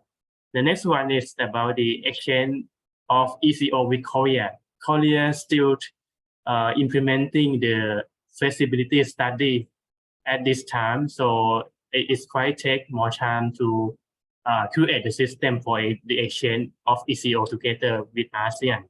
And the last one, USA just try to approach ASEAN by having the interest document to be exchanged with ASEAN, like customs data, the e-FIDO, and other AEO, something like that, to be discussed further with ASEAN in the future. This one is the challenges and resolution. I will have quick information for you. In ASEAN right now, the regulation, as I mentioned, we still allow the use of hard copy, and the exchange of documents still need, some documents still need the trader consent. The solution that we can provide is how to have the legal enabling the exchange of e-document only, and try to have more understanding with the trader.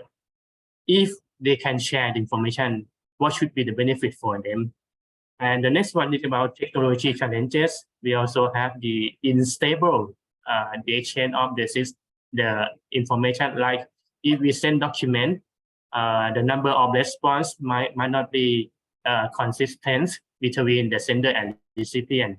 And also some information, the display for the customs user or the officers might be incorrect if comparing with the original data. So this one is just keep monitoring and try to fix the issue quickly. And the last one, the cooperation. Right now, we try to enhance the system, but it's quite delayed for all the countries to accomplish the enhancement. So this one is still need the more attention from ASEAN countries, try to fix the root cause. If the funding support is needed, just raise to the higher level, try to solve the issue for them. Slide for me for the next steps that ASEAN is conducting. The first one, we are trying to coordinate with the public sectors, like we have the seminar every year to hear the feedback from them about the issues and about the recommendations. We conduct it every year.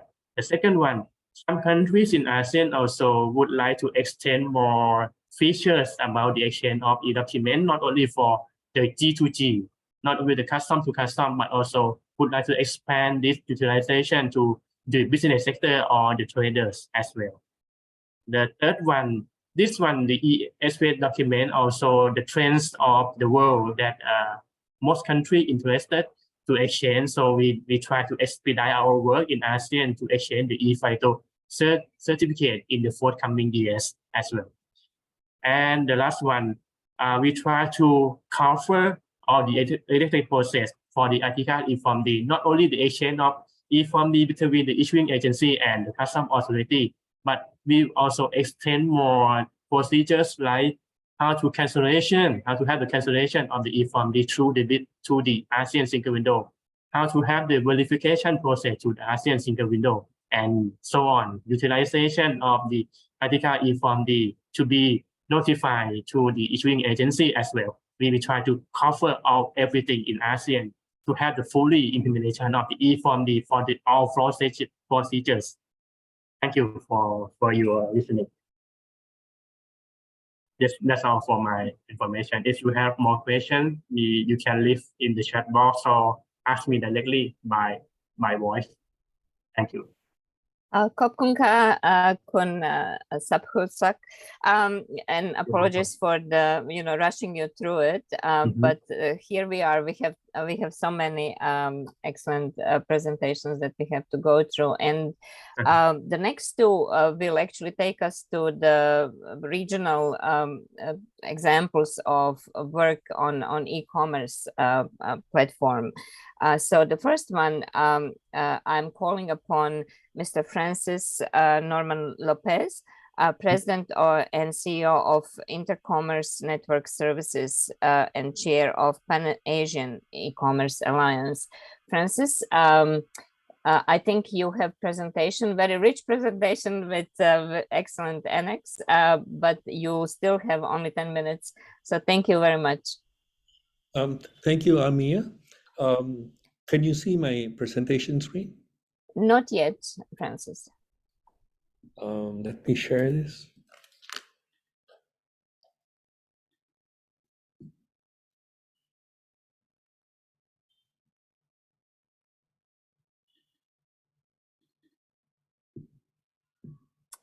It's up now. Okay. Thank you very much.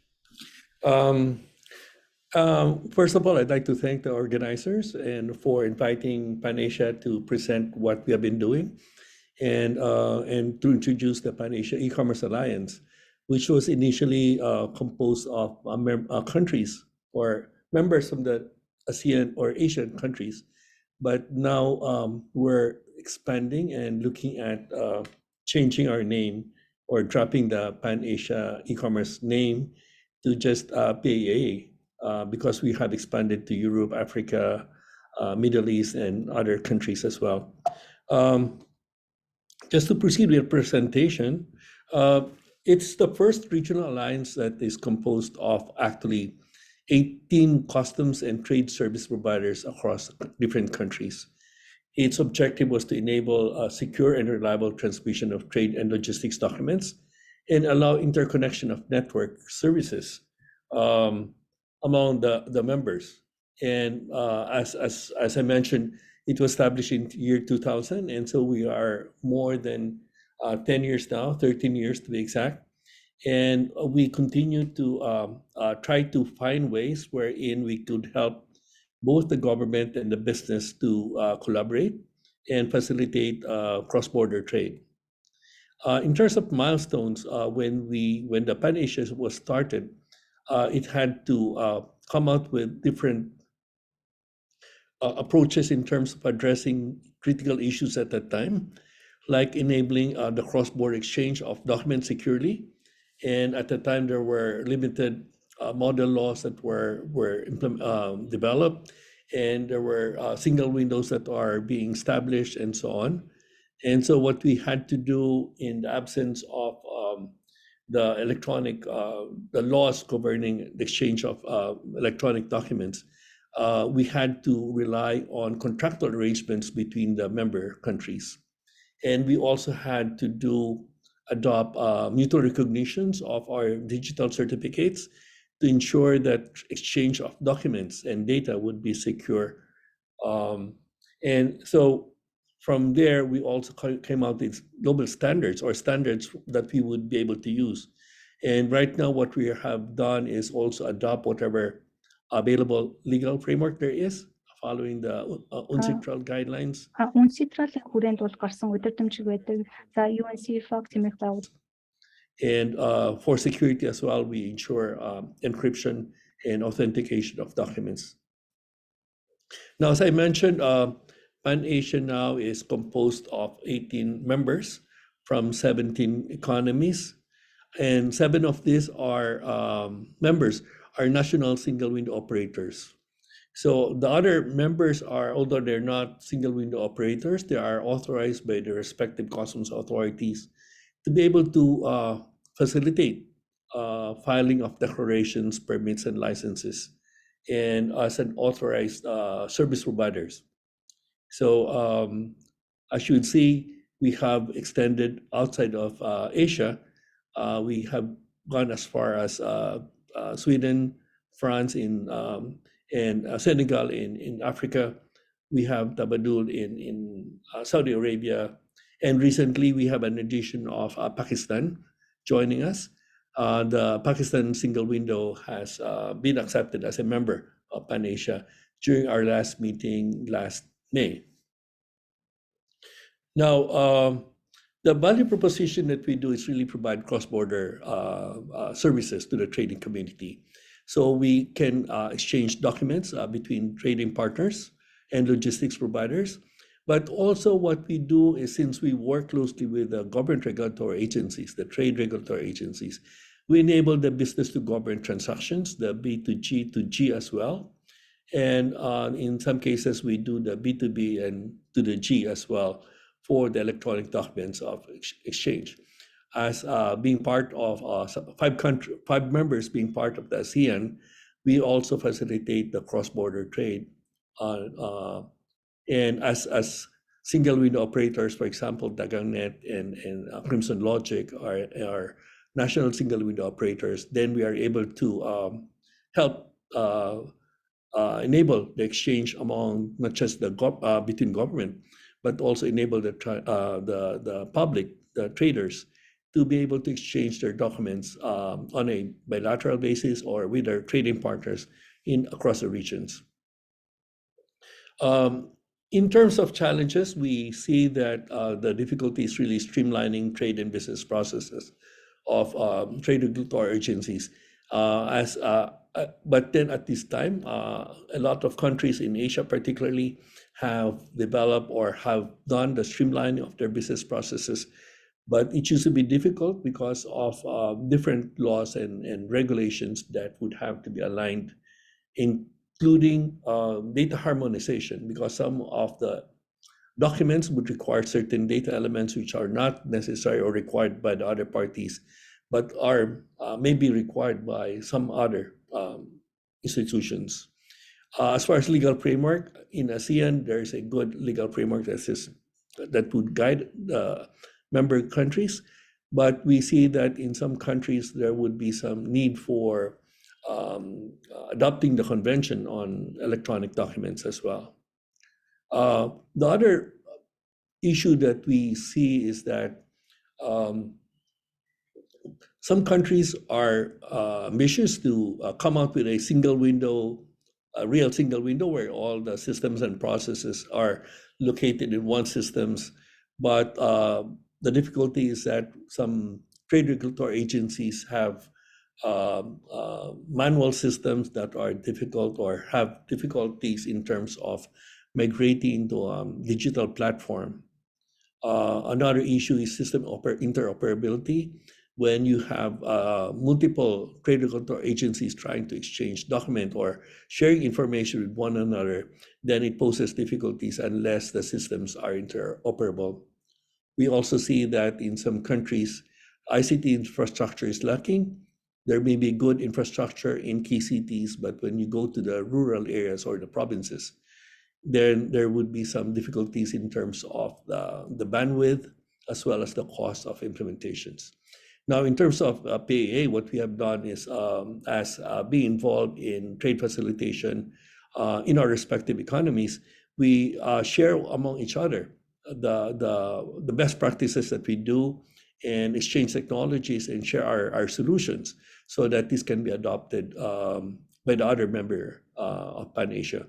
So we are not reinventing the documents now. What we're doing is adopt global data standards, implementation guides, adoption of model laws.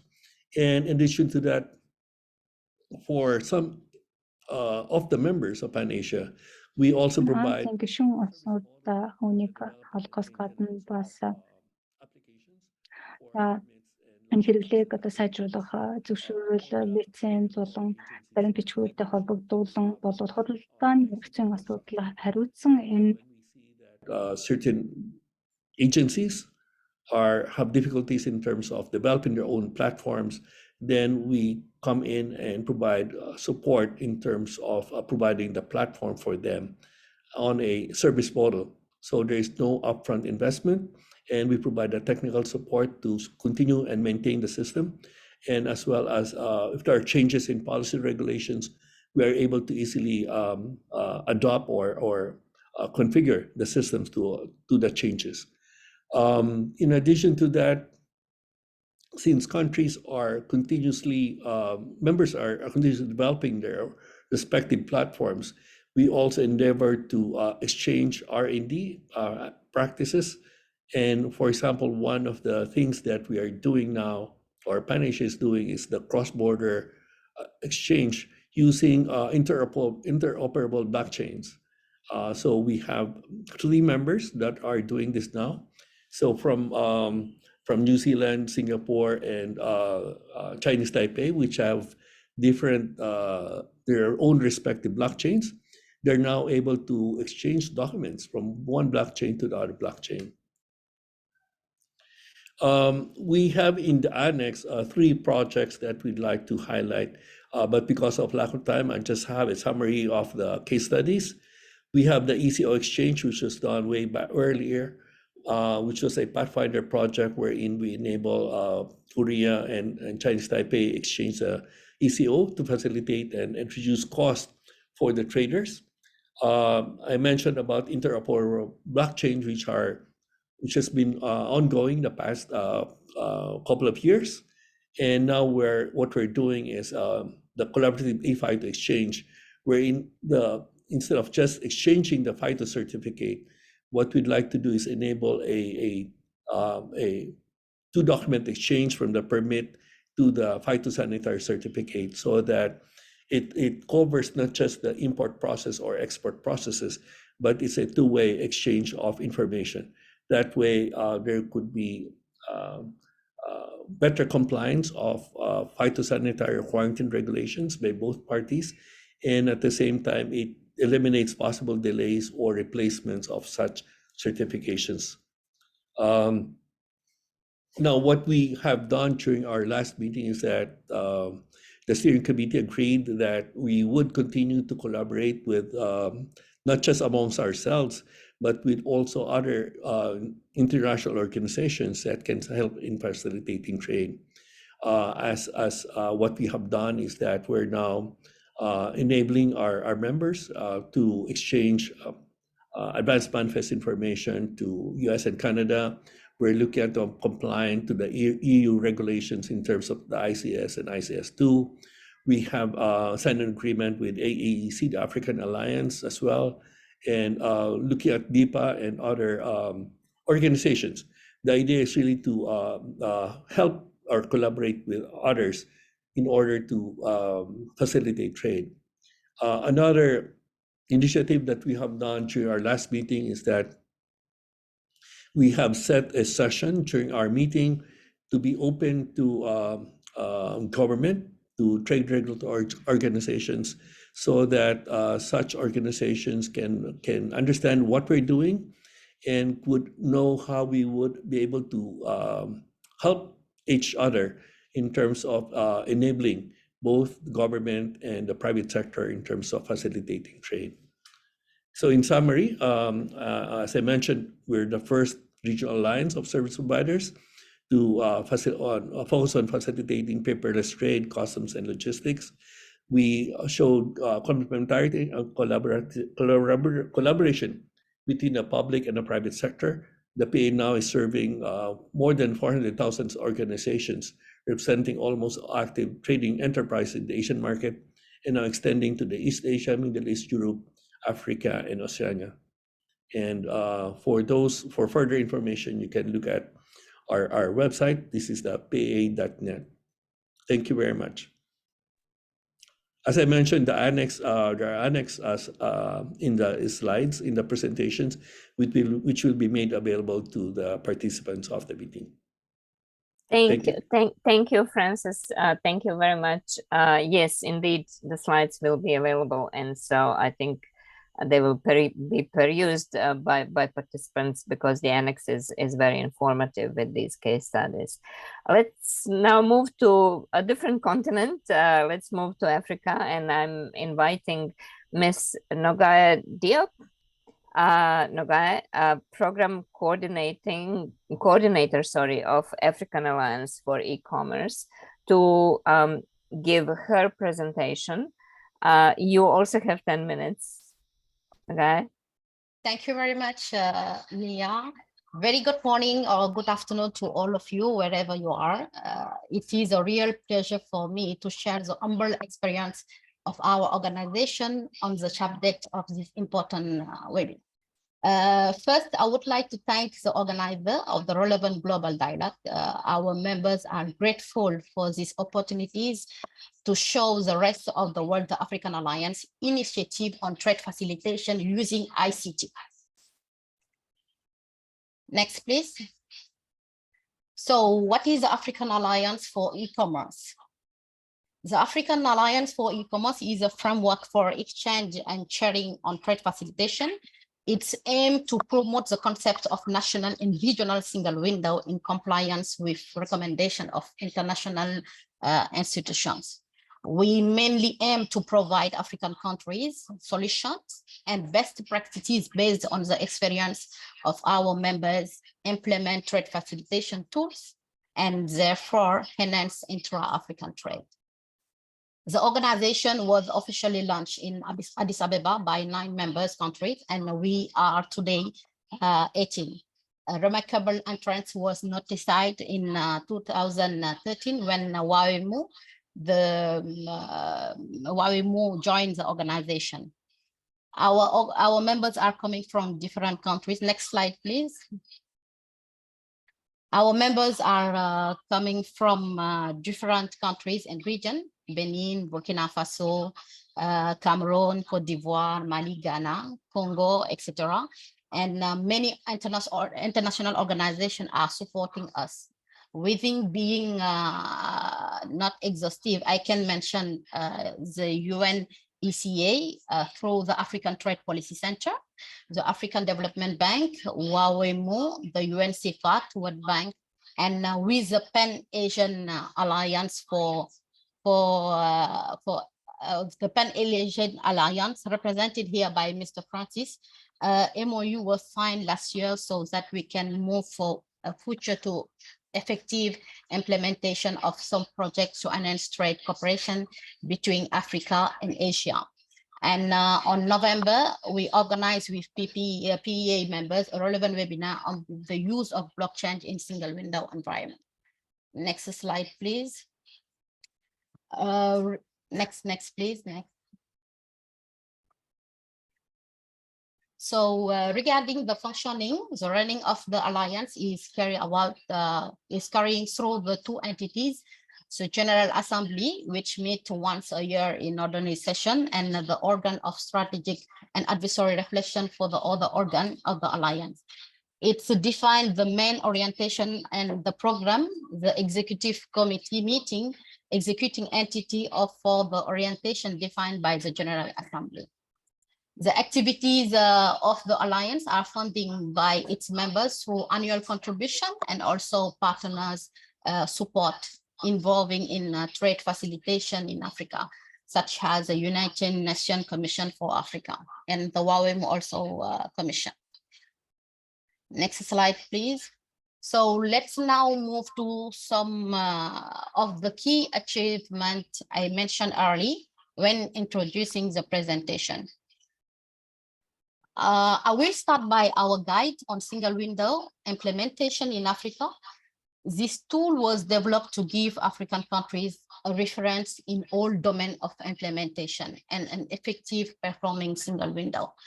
The guide is available online through singlewindowguide.org. The first edition was launched in 2013 with the entry in force of WTO TFA announcing some updates were including to align our document with the agreement. And according to the return we have from our members and even outside of Africa, this document is given many answers to some questioning decision maker and technician have when running a single window project. So thanks to the UNECA and ATPC for their helpful support in this initiative. So I will continue by sharing with you another tool we have developed in collaboration with the World Bank, that is a peer review assessment of existing single window. And in 2014, by the peer review mechanism, we have assessing 5 of our members, single window operator, Cameroon, Ghana, Mauritius, Madagascar, and also Senegal. It was to identify the impact of implementation of single window was having on their port activities. So the technology prepared with a trade facilitation expert with very active in UN Escape, like Mr. Subno, and we have identified some key performance indicators on which a single window is supposed to bring some improvement. And after that assessment, the country have implemented the recommendation provided by those experts. And we believe this is some of the reason why these countries are still referring in Africa in that domain.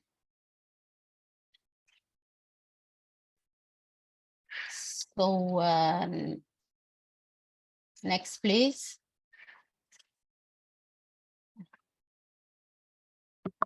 Next, please. So AEC are also run a couple of sensitizing on a single window concept. This happened in Egypt, Niger, Burundi, Botswana, Uganda, Malawi, Namibia, Liberia, and the sensitization seminar and workshop were based on the single window implementation guide in Africa I presented earlier. We have also organized training section, workshop, and seminar on the concept of single window, on electronic certificate of origin, and the pilot of their exchange in some countries like Cameroon, Congo, Senegal, Niger, etc. And this was done with the support of African Trade Policy Center. Another round of activity is ongoing based on the agreement that we have signed with WAWEM Commission to generalize the project in the sub-region. So no, the previous one, please, the previous one. So as I told one of the previous slide, AEC has successfully implemented a data exchange platform that helped to run a project for the exchange of electronic certificate of origin within the two sub-region, WAWEMU, the West African region, and CIMAC, the Central African region. And the project had two main components. The first one is the development of a web-based solution for the issuance of trade document like the certificate of origin, the e-phytosanitary, and a central exchange platform, a kind of data bus between the countries. And Cameroon and Congo successfully implement in CIMAC, while Senegal and Cote d'Ivoire did the same in WAWEMU region. For that particular region, an agreement was signed with WAWEMU to extend the project within its 8 country members. And this also includes the review of the legal framework. In CIMAC region, the central one, this platform helped to experiment exchange of certificate of origin to differentiate timber exporting of Cameroon from the only one transiting coming from Congo. And this project involved Chamber of Commerce in Congo and Cameroon, and the Ministry of Industry in West Africa, in Senegal and Cote d'Ivoire, and Custom also.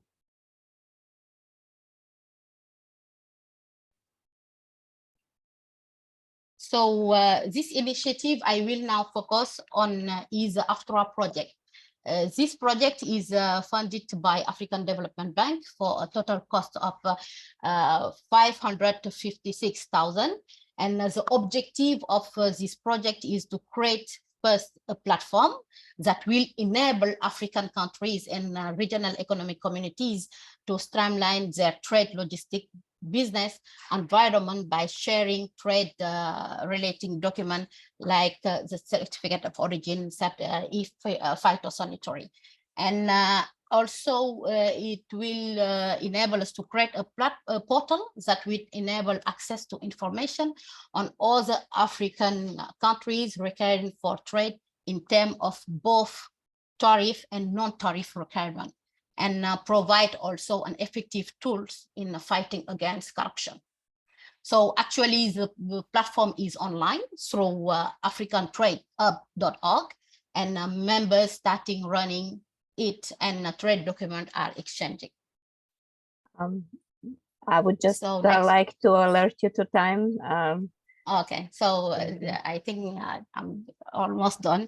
So AEC is always working on the e-commerce development in platform, and we believe this is an opportunity to enhance intra-African trade, and we ambition to provide tools and instruments that can help single window operator and moreover all the stakeholders on the border to facilitate the movement of goods both online by customers.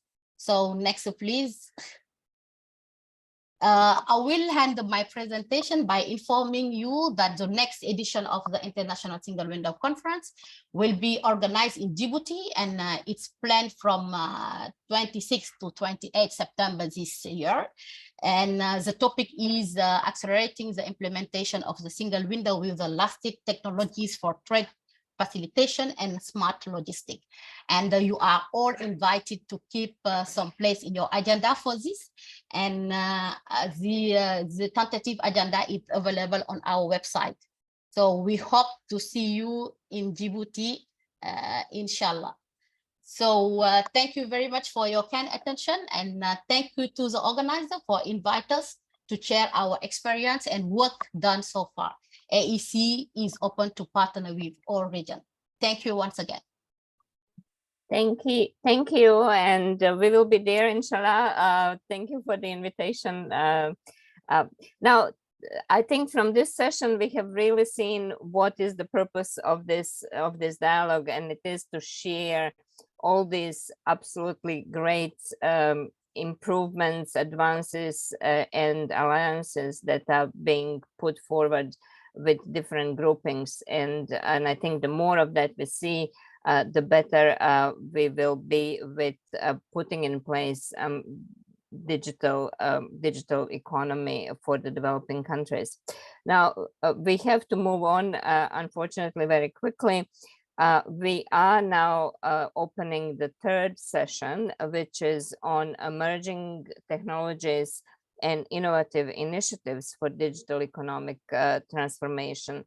And we will be hearing from 4 speakers in this session.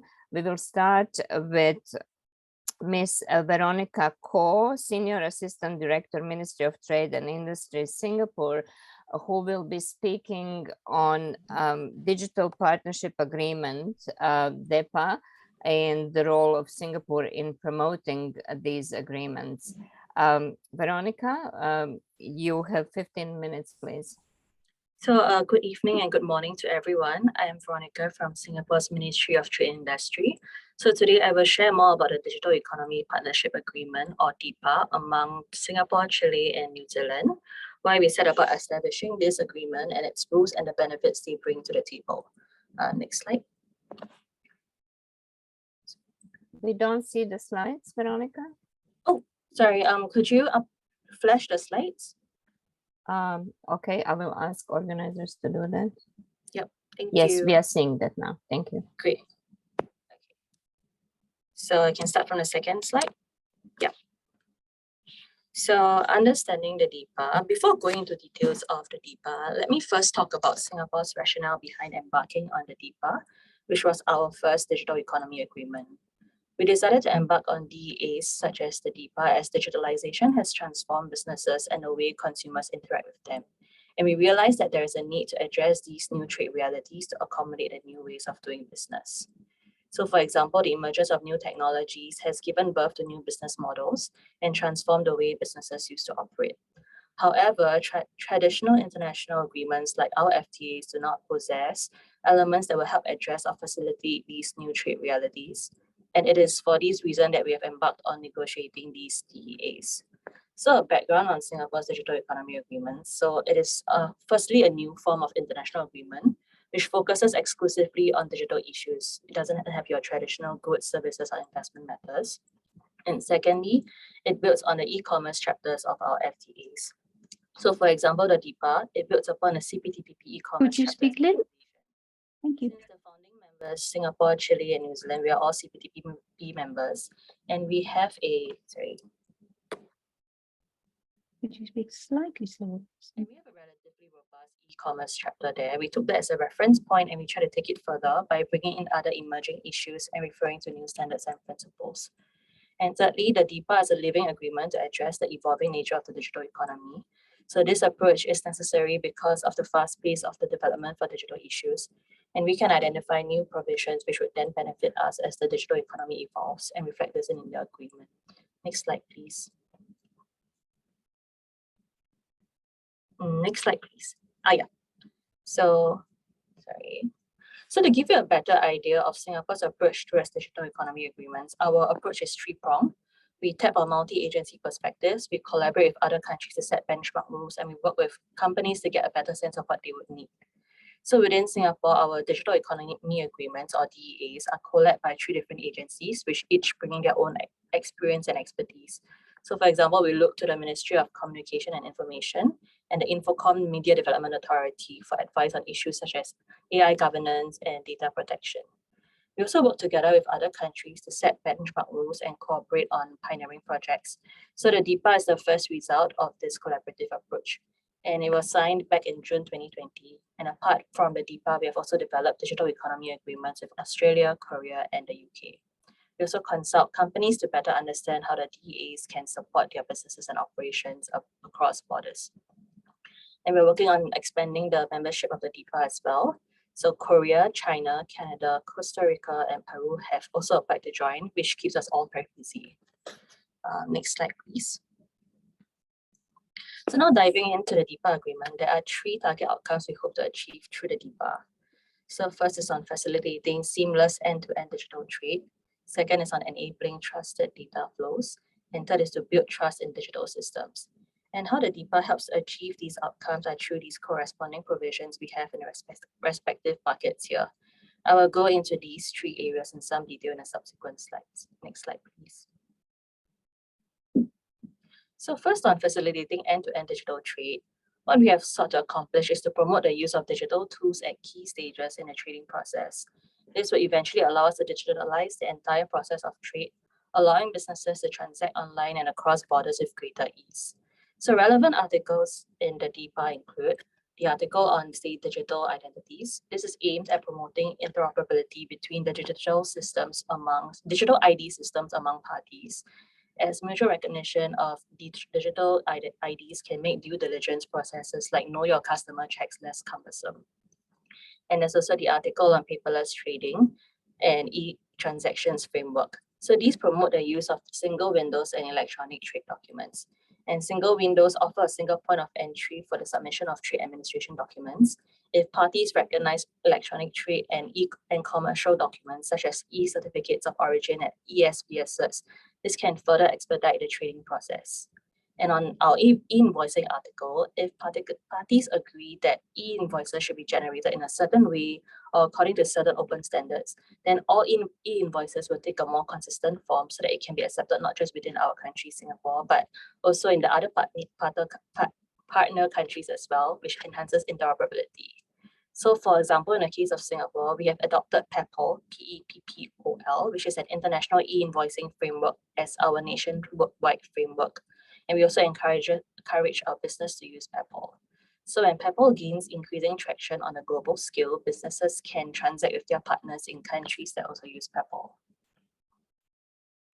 And on e-payments, we also have an article on e-payments. So this encourages making regulations that are compatible with others so that non-bank players who want to enter the e-payment arena can go cross-border more easily. Next slide, please.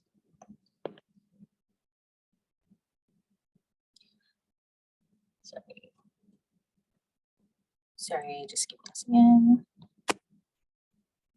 So on enabling open and trusted data flows, data underpins the digital economy, and cross-border data flows are key to supporting our businesses in their operations, especially for companies with presence in multiple countries.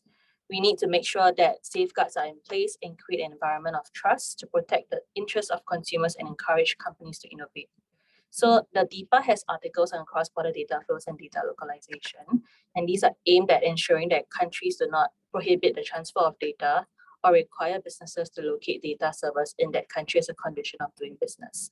So the intent of this is to cut down costs for businesses, as they would then not need to invest and maintain data centers in each and every country where they operate in.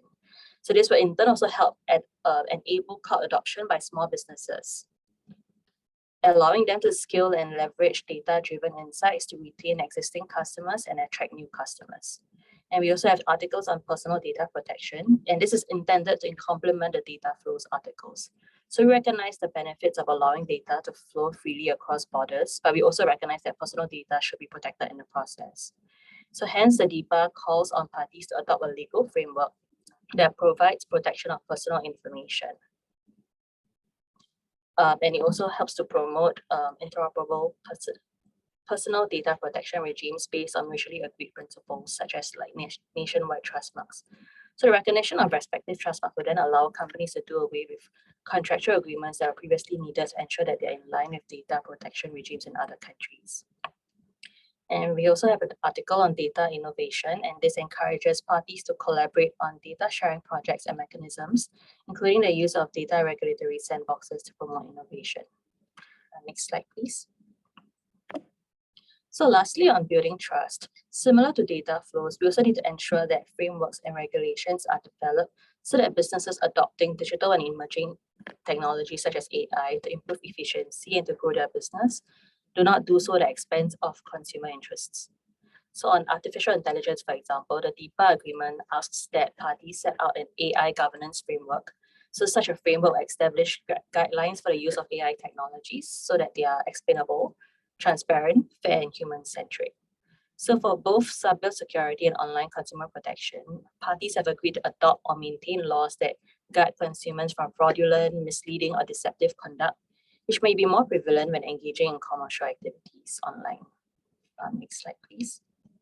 So all in all, these DIPA outcomes will lead to key benefits for businesses such as reduced costs, increased efficiency, speedier payments, and increased scope for innovation. So companies of all sizes essentially want predictable, harmonized rules and cooperation among governments on digital economy policies, as it lowers the barriers to digital trade and connectivity. So for businesses, in particular small firms, digitalization can help them to increase efficiencies, lower costs, and expand their customer base internationally. So small businesses embrace the digital trade facilitation provisions, such as electronic invoicing, as it shortens processing time and speeds up the payment process. Next slide, please. So another unique element about the DIPA is the flexibility built into the collaborative framework that is in place. Under DIPA, we have sought to promote collaborative initiatives and projects between parties so that we can realize the benefits to businesses in a more concrete manner. So some of the projects that we have include adopting the PEPL electronic invoicing standards and cooperation on cybersecurity issues.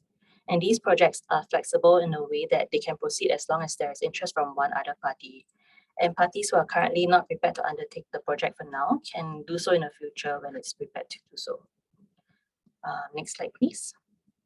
So with that, I've come to the end of my presentation. If you'd like to learn more about Singapore's strategy on digital economy agreements and the DIPA, you can scan the QR code flash on the screen or for our information webpage, or please feel free to reach out. Yeah, thank you so much for taking the time to listen to my presentation.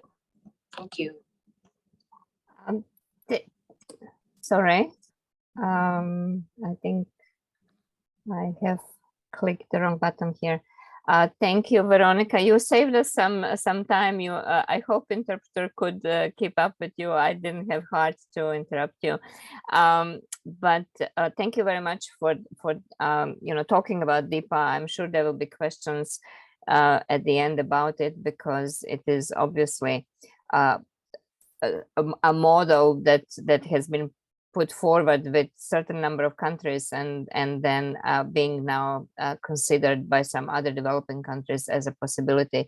So it would be interesting to discuss what is the appetite to join this, and whether the relative openness put forward in this agreement is something that low-income countries can absorb. So our next presentation is by Mr. Kijin Kim from Asian Development Bank. He's a senior economist. Hi, Kijin. Economic Research and Regional Cooperation Department. Good to see you. And you have 10 minutes, I'm told, for your presentation that will be looking at inclusivity and finance for the micro and small and medium-sized enterprises, I think. So please, floor is yours. Okay, thank you very much for the introduction, Mia. So can you hear me and can you see my slides?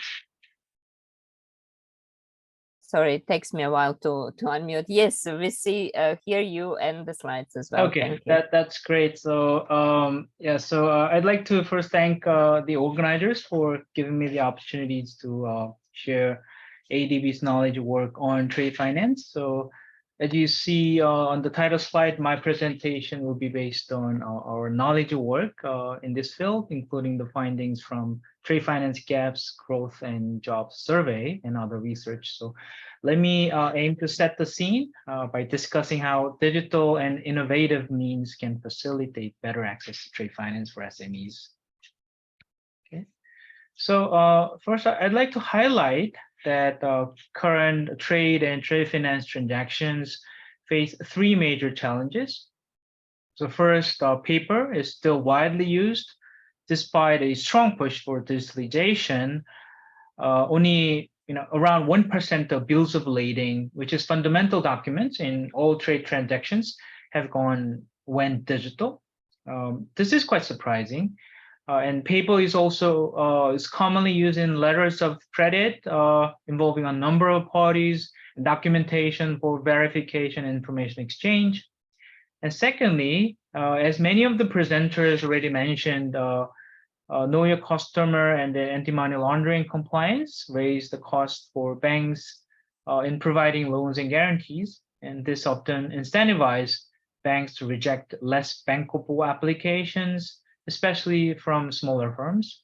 And the third challenge is information asymmetry, meaning as banks rely on previous banking relationship, financial statements, and collateral to screen borrowers, SMEs may struggle to meet these requirements, potentially leading to failed trade transactions. So let me talk more about the difficulties SMEs are facing in securing finance based on what we have found in ADB's Trade Finance Gap Survey. SMEs applications for trade finance are more likely to be rejected than those from larger firms.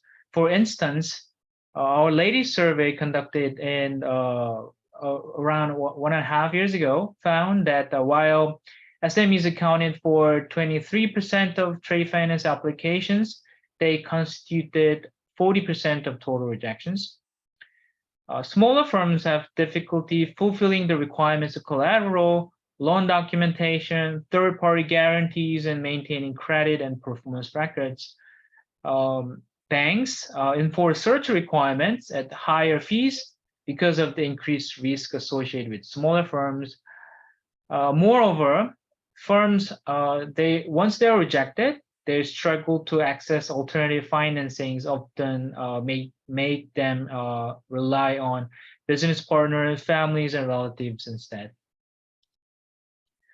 So the current economic climate, I want to argue that compelling businesses to adopt the digitalization for cost saving. So as you see in this flow chart of the movement, the goods and money, most processes are complex, very specialized and fragmented. So therefore, cost savings can hardly be achieved without the aid of digitalization and automation. So digitalization can basically help address 3 challenges that I mentioned earlier. It can improve process efficiency by speeding up transactions and reducing human errors. Digitalization can also improve transparency and traceability in supply chains, which is particularly important during times of emergency like the pandemic.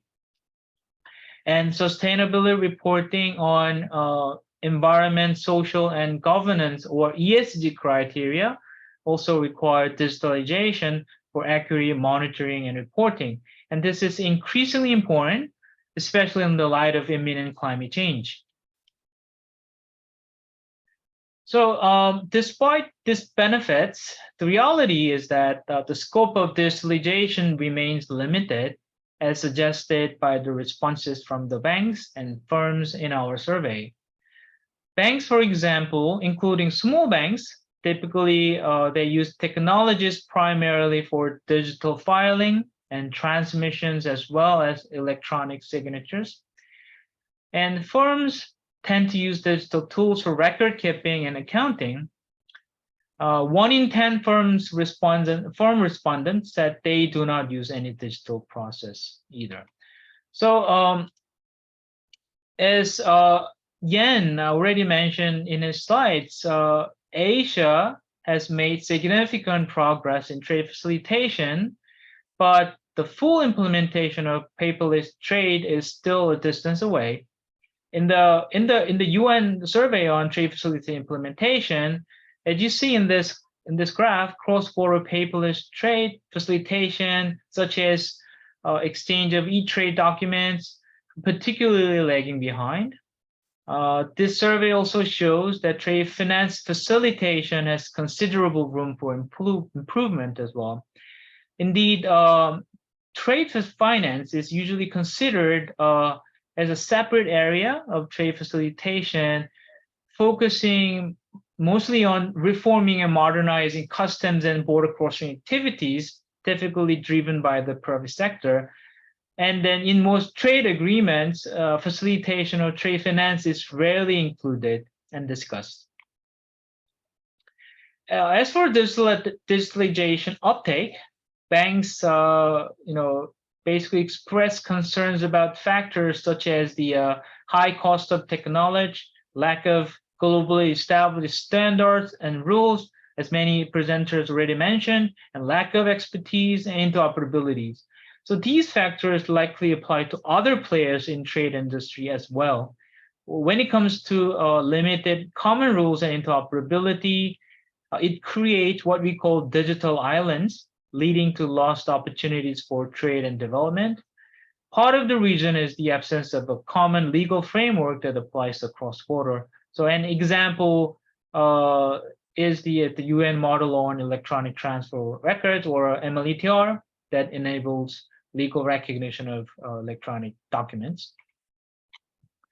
So this is going to be my last slide. So then how should we approach these issues in terms of policy? So first, closing the digital disparity between small and large firms, or developing in advanced economies will require concentrated efforts in skills development and building capacities for technology. These efforts can be supported by international organizations, including Asian Development Bank. And secondly, we should bear in mind that achieving green and inclusive trade cannot be realized without ESG consideration. A significant portion of the world's carbon emissions comes from global supply chain activities. So policymakers must devise accessible incentives and sustainable financing tools for implementing ESG measures, particularly for SMEs, because they have less incentives to implement these kind of measures.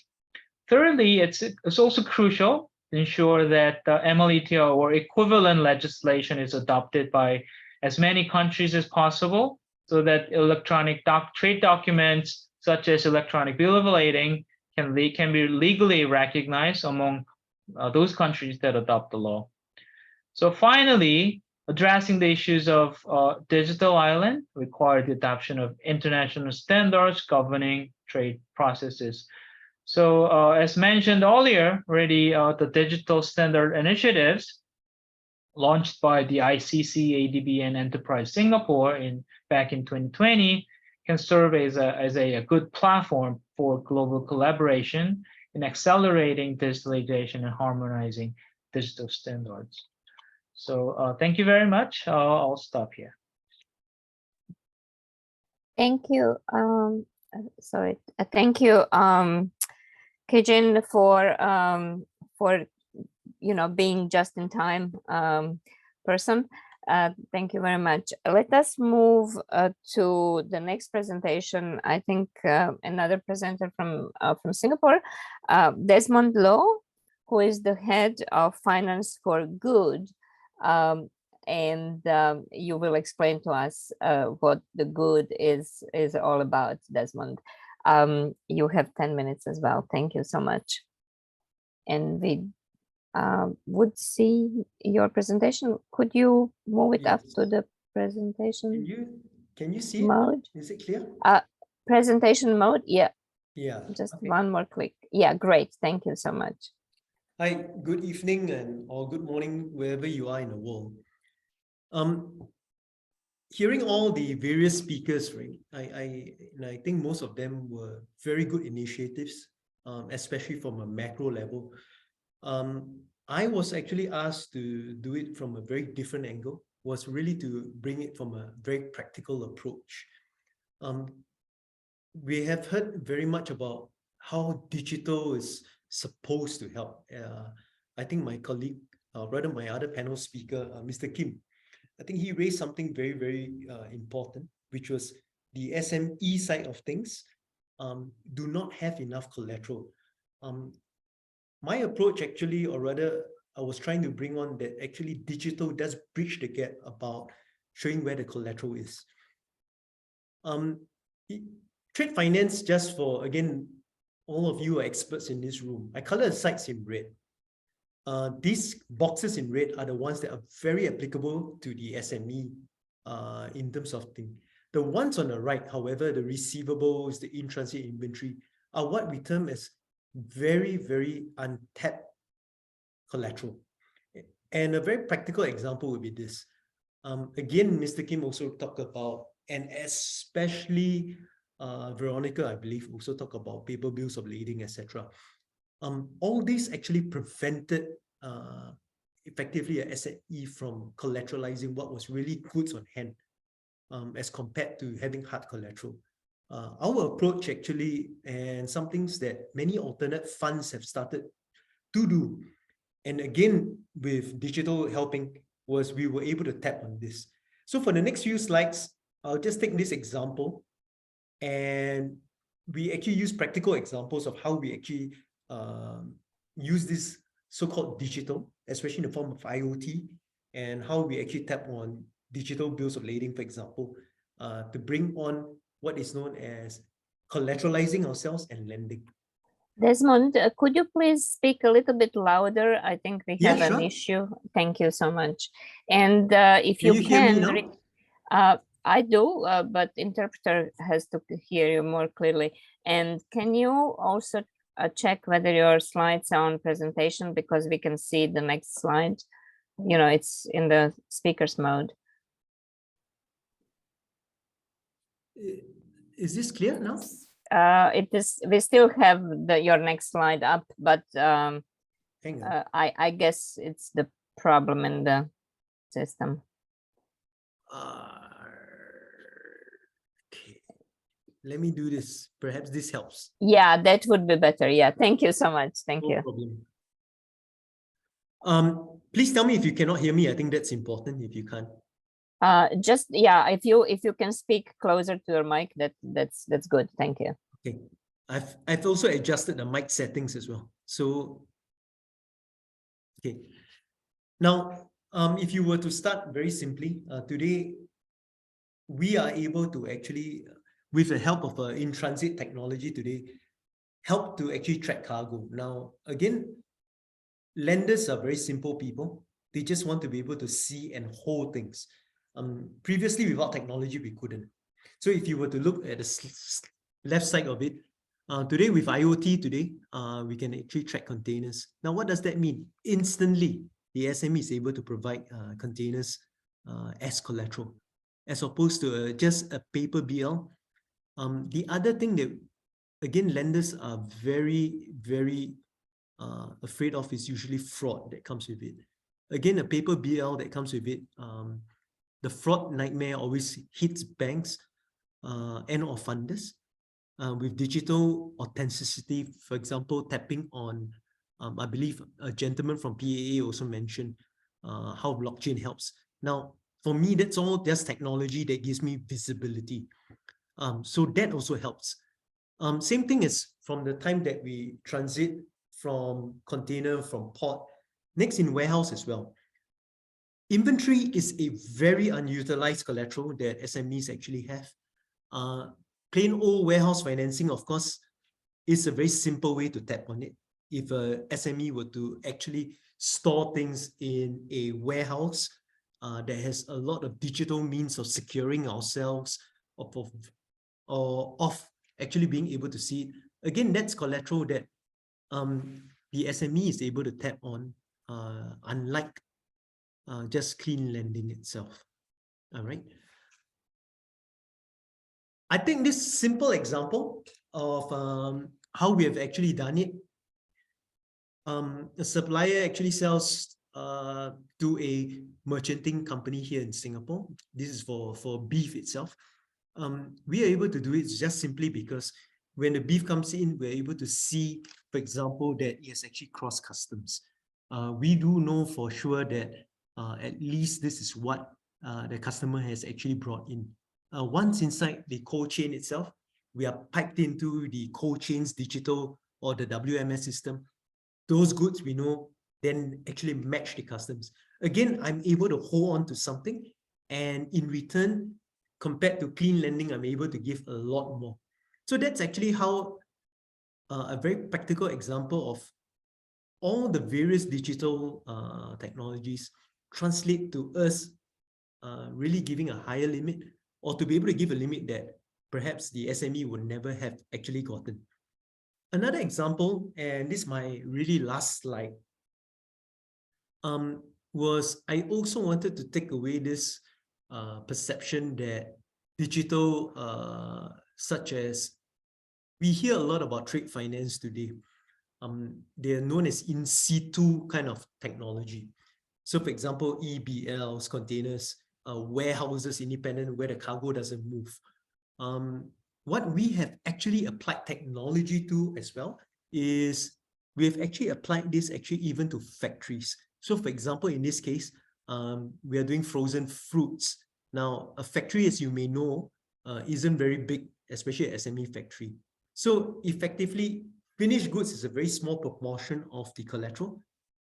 We went in, we assessed the situation, and we actually were able to do WIP because that's it.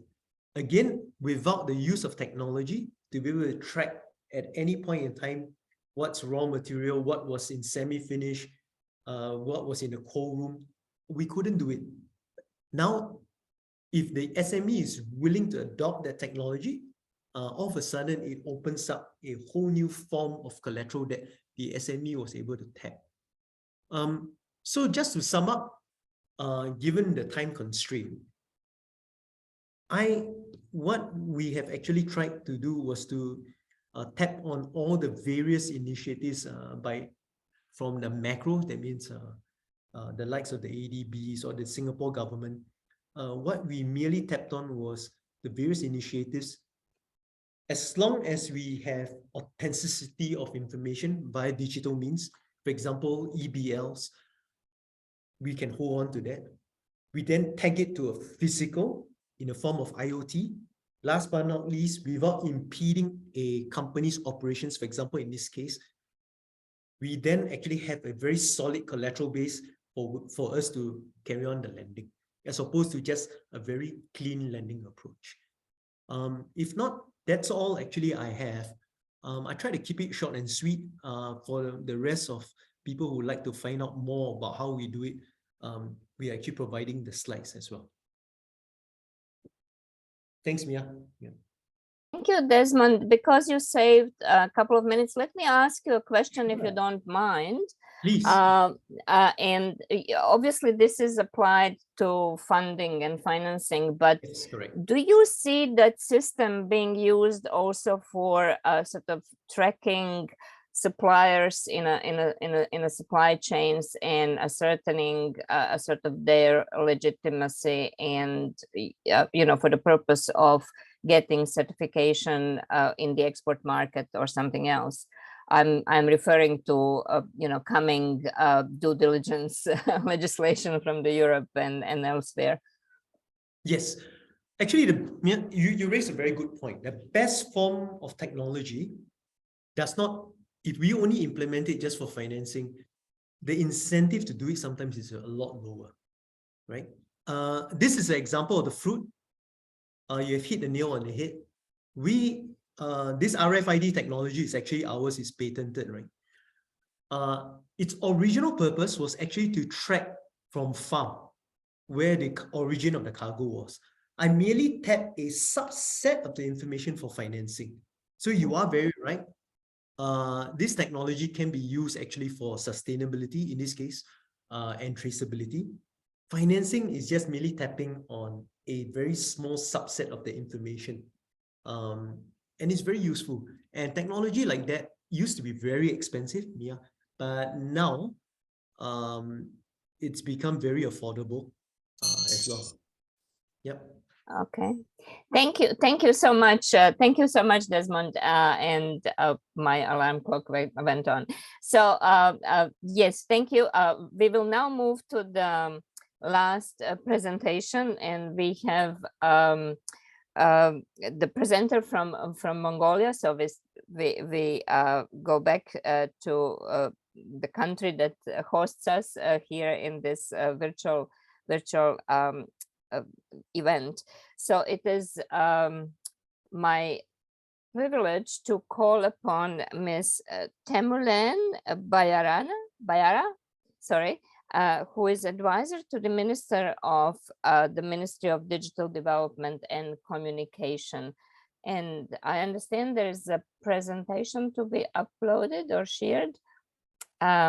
Ms. Temulen, you have 15 minutes. If you can save us a couple of minutes, that would be appreciated. Thank you so much.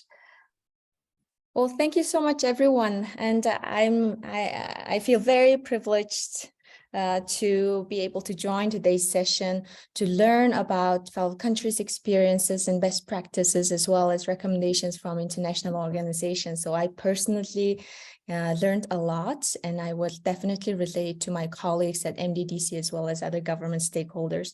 So I'm the last person standing between you and your evening, so let me just run through quickly. But today I wanted to share with you a bit about our latest endeavor in building inclusive digital economy for Mongolia. And in fact, as Minister mentioned earlier, this week is a very exciting week for us. From starting with InnoWeek Mongolia to exploring ICT industry developments and prospects, as well as having this global digital dialogue today. And tomorrow we're also hosting regional ministers as well as international organization representatives to also cross-exchange about how we can work together and explore synergies in building regional inclusive digital economy. So in terms of e-trade aspects, cross-border trades and settlements, there were a lot of insightful discussions that I have personally learned a lot from today. So allow me to go back to my presentation about Mining to Mind. So basically, Mining to Mind is our latest endeavor of trying to transition from mining-based economy into diversifying our economy towards more of a knowledge-based economy. So currently Ministry of Digital Development, as well as Ministry of Education and Science and Ministry of Economic Development are working together towards addressing the key challenges in transitioning from structural mining-based economy towards more technology-driven economy. So this one has also been set forth in our long-term development policy, as well as medium-term new recovery policy, which was aimed at addressing key binding constraints in during the that resulted in significant challenges during the COVID era. So COVID era really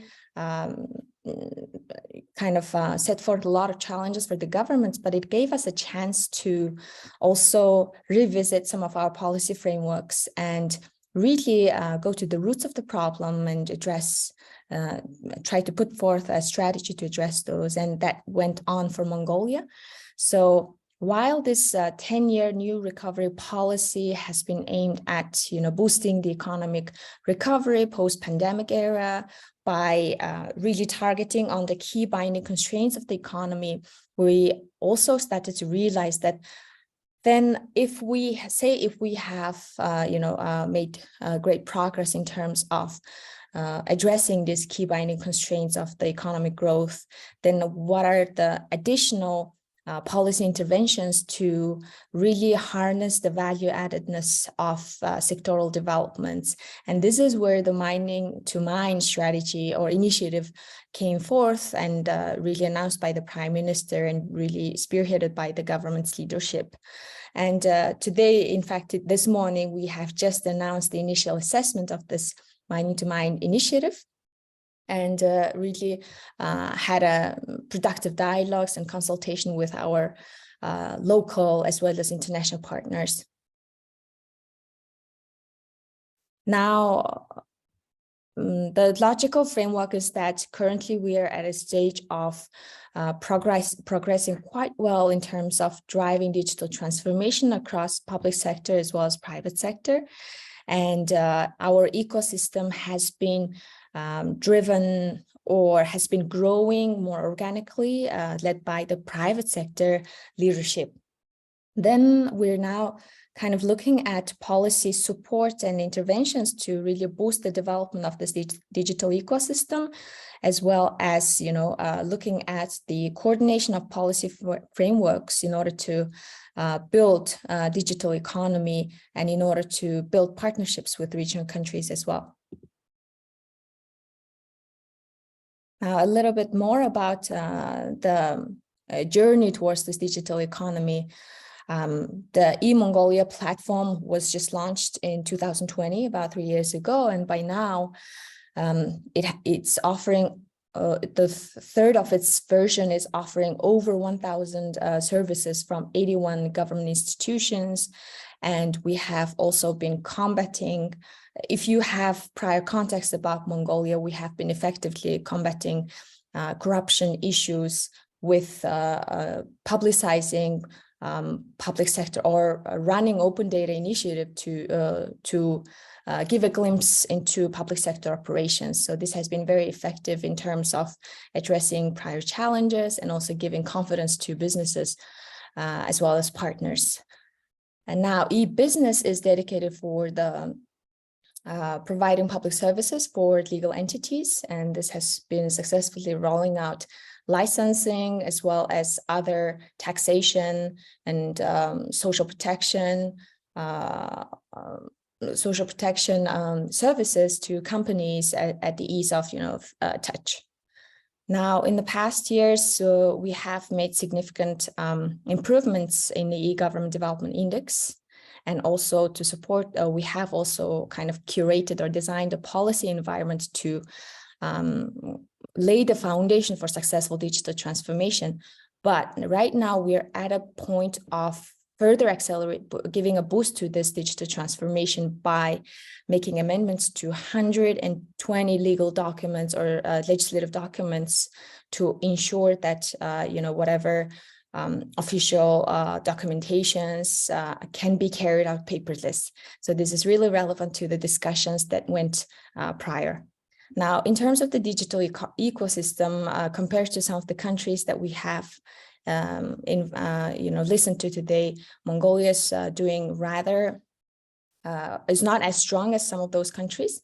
So our startup ecosystem is ranked 73 out of 100 countries that has been assessed in 2022. So we are really focusing our efforts on also how to strengthen this startup ecosystem locally as well as connecting internationally. Competition innovation index wise, we have been dropping a bit primarily because of the lack of support from the government as we identified. So the latter slides will share a bit about why we have put forth this policy measures. Now, for the digital economy, the biggest step that we were able to the biggest milestone we were able to do was this new PPP law that allows, public-private partnerships and outsourcing in digital transformation journey. And this comes into effect in July 1st. So we expect a lot of improvements in terms of procurement as well as outsourcing activities. Right now, the ICT industry itself is only equivalent of 3.2% of the GDP, but we hope to really boost this share of the GDP into a large sum. This one is more of current development comparison between ICT industry as well as IT industry. So as you can see from this slide, our infrastructure investment has been well done or laid the ground, solid ground for further IT or software development.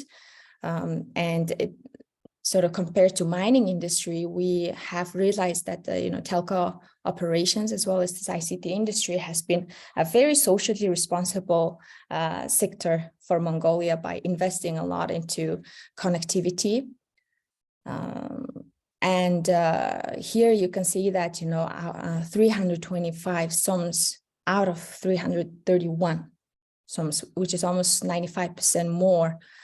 Towns of Mongolia has been well connected to high-speed internet connectivity, but we are pushing the boundary further to also welcome low-orbit infrastructure services or internet services to Mongolia. And also this year, we're also on the journey of deploying 5G and spectrum allocation. So this has been also quite a new policy development in our space. Open data, as I mentioned, we have really accelerated the publication of our data. Just recently, the government, or a few months ago, government announced this glass operation to combat corruption as well as bureaucracy at the public sector. And we have successfully enabled access to 700,000 over database of public sector transactions, which includes licensing as well as payments as well. Now, digital identity-wise, eMongolia has laid a very strong foundation for identifying its citizens, as well as, building identity and protecting our citizens' identity. So this is also happening in a very well curated policy environment as well.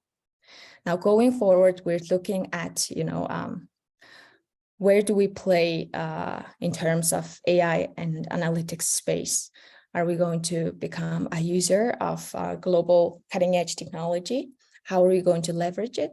As well as what are the data sources that we can also put together as a data lake to help businesses to also do further R&D, as well as government to be able to optimize its services.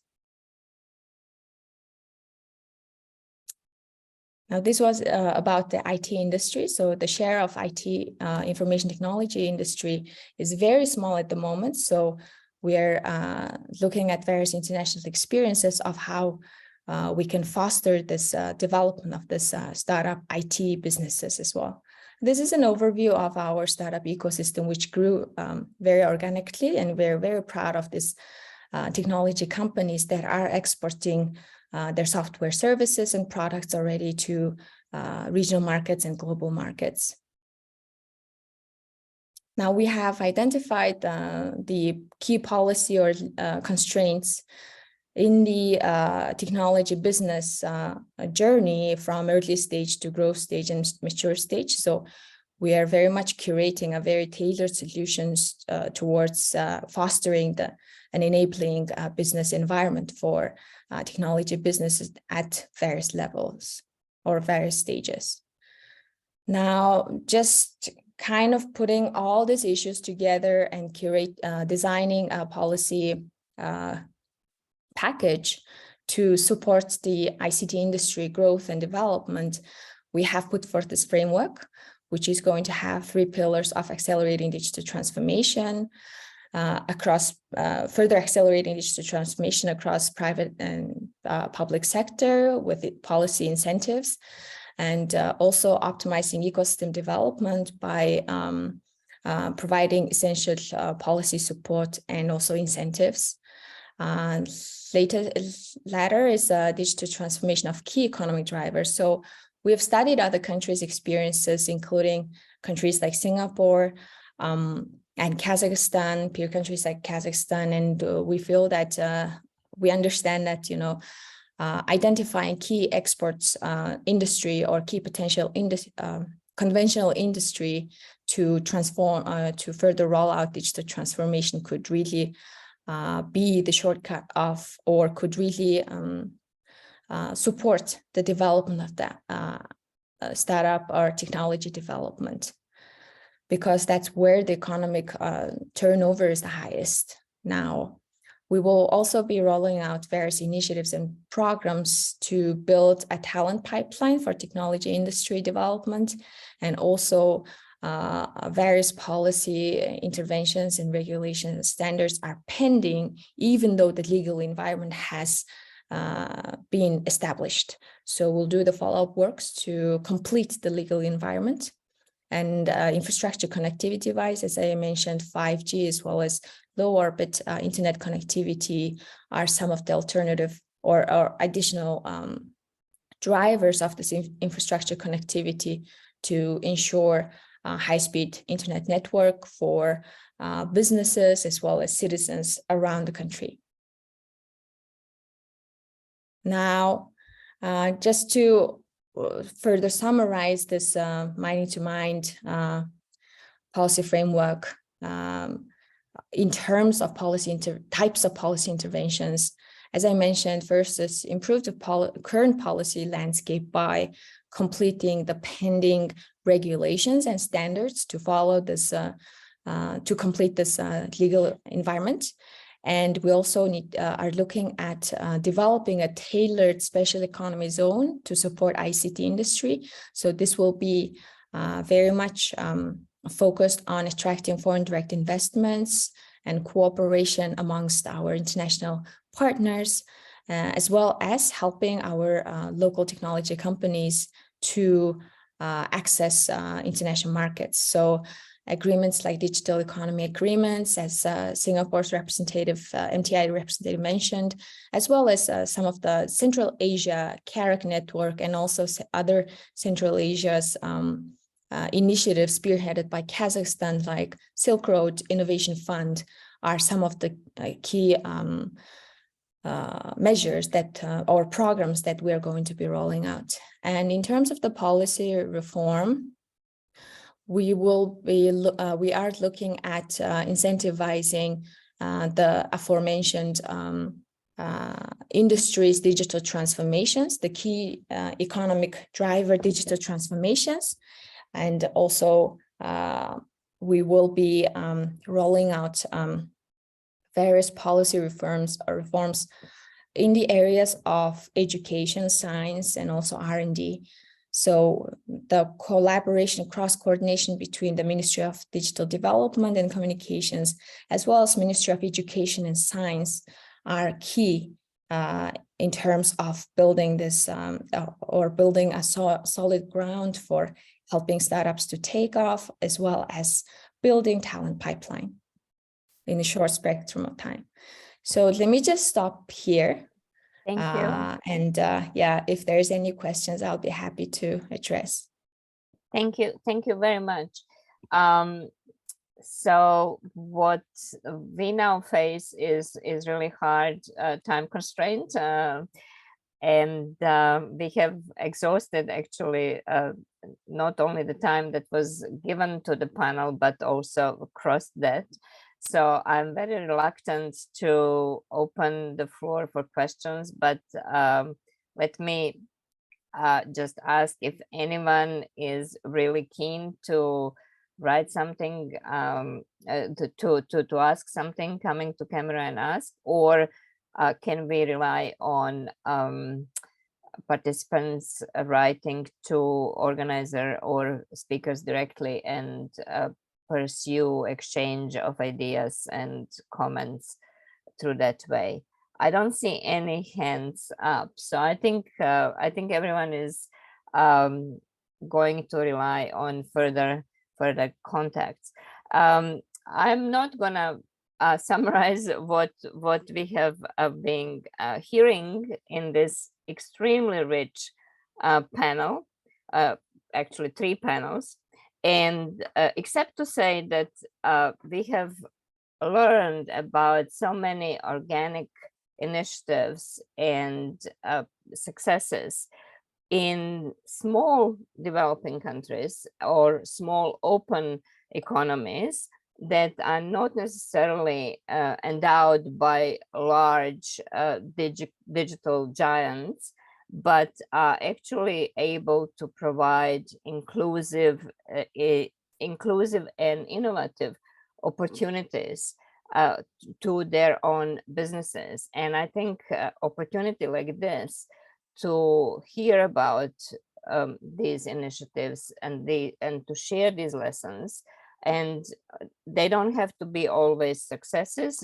It is also useful to hear about failures, is very enriching for everyone who is working in this very dynamic field, so that we can actually contribute to faster absorption of the digital technologies into sustainable development. And I think further work of UNCTAD, as it was explained, on helping countries to really diagnose where they stand, where is the gap, where are the potentials, is crucial as a starting point. And then we can just build up on that through lessons and initiatives like this. So I'm again privileged that I have been part of this. Thank you to all the speakers, excellent presentations. We are looking forward for the organizers to put up the presentations on the website, and we'll be sharing them widely. And please stay in touch with with participants or respond to them if they have questions. So I'm turning back to MC Sang-won. Thank you for being patient and giving me extra 15 minutes. Thank you very much, Mia. So you did such a great facilitation so that the the whole group could enjoy rich discussion. As you rightly said, we had a tremendously huge discussion, so it's very difficult to kind of, put in small words, but what the organizer will do is we try to summarize the key discussions, and definitely will share the summary of the discussions, as well as all the presentation, as well as the recording we made for this dialogue, so that more wide audiences and stakeholders can learn from this rich discussion. That's what we'll do. So at the same time, so since we are closing, I would like to express the sincere gratitude to you, GDD 2023 Sherpa, and all the panelists, as well as all the participants for their active participation, which made the dialogue very fruitful. So with this, I think we can close this year's dialogue. And as you mentioned, so in case any participants would like to continue kind of communicating with the panelists on certain issues, please share your input to the organizer. Then we'll convey to the panelists to continue our kind of intellectual discussion. So with this, we are closing the dialogue, and thank you very much, and have a great and nice day. Thank you very much. Thank you all. Thank you.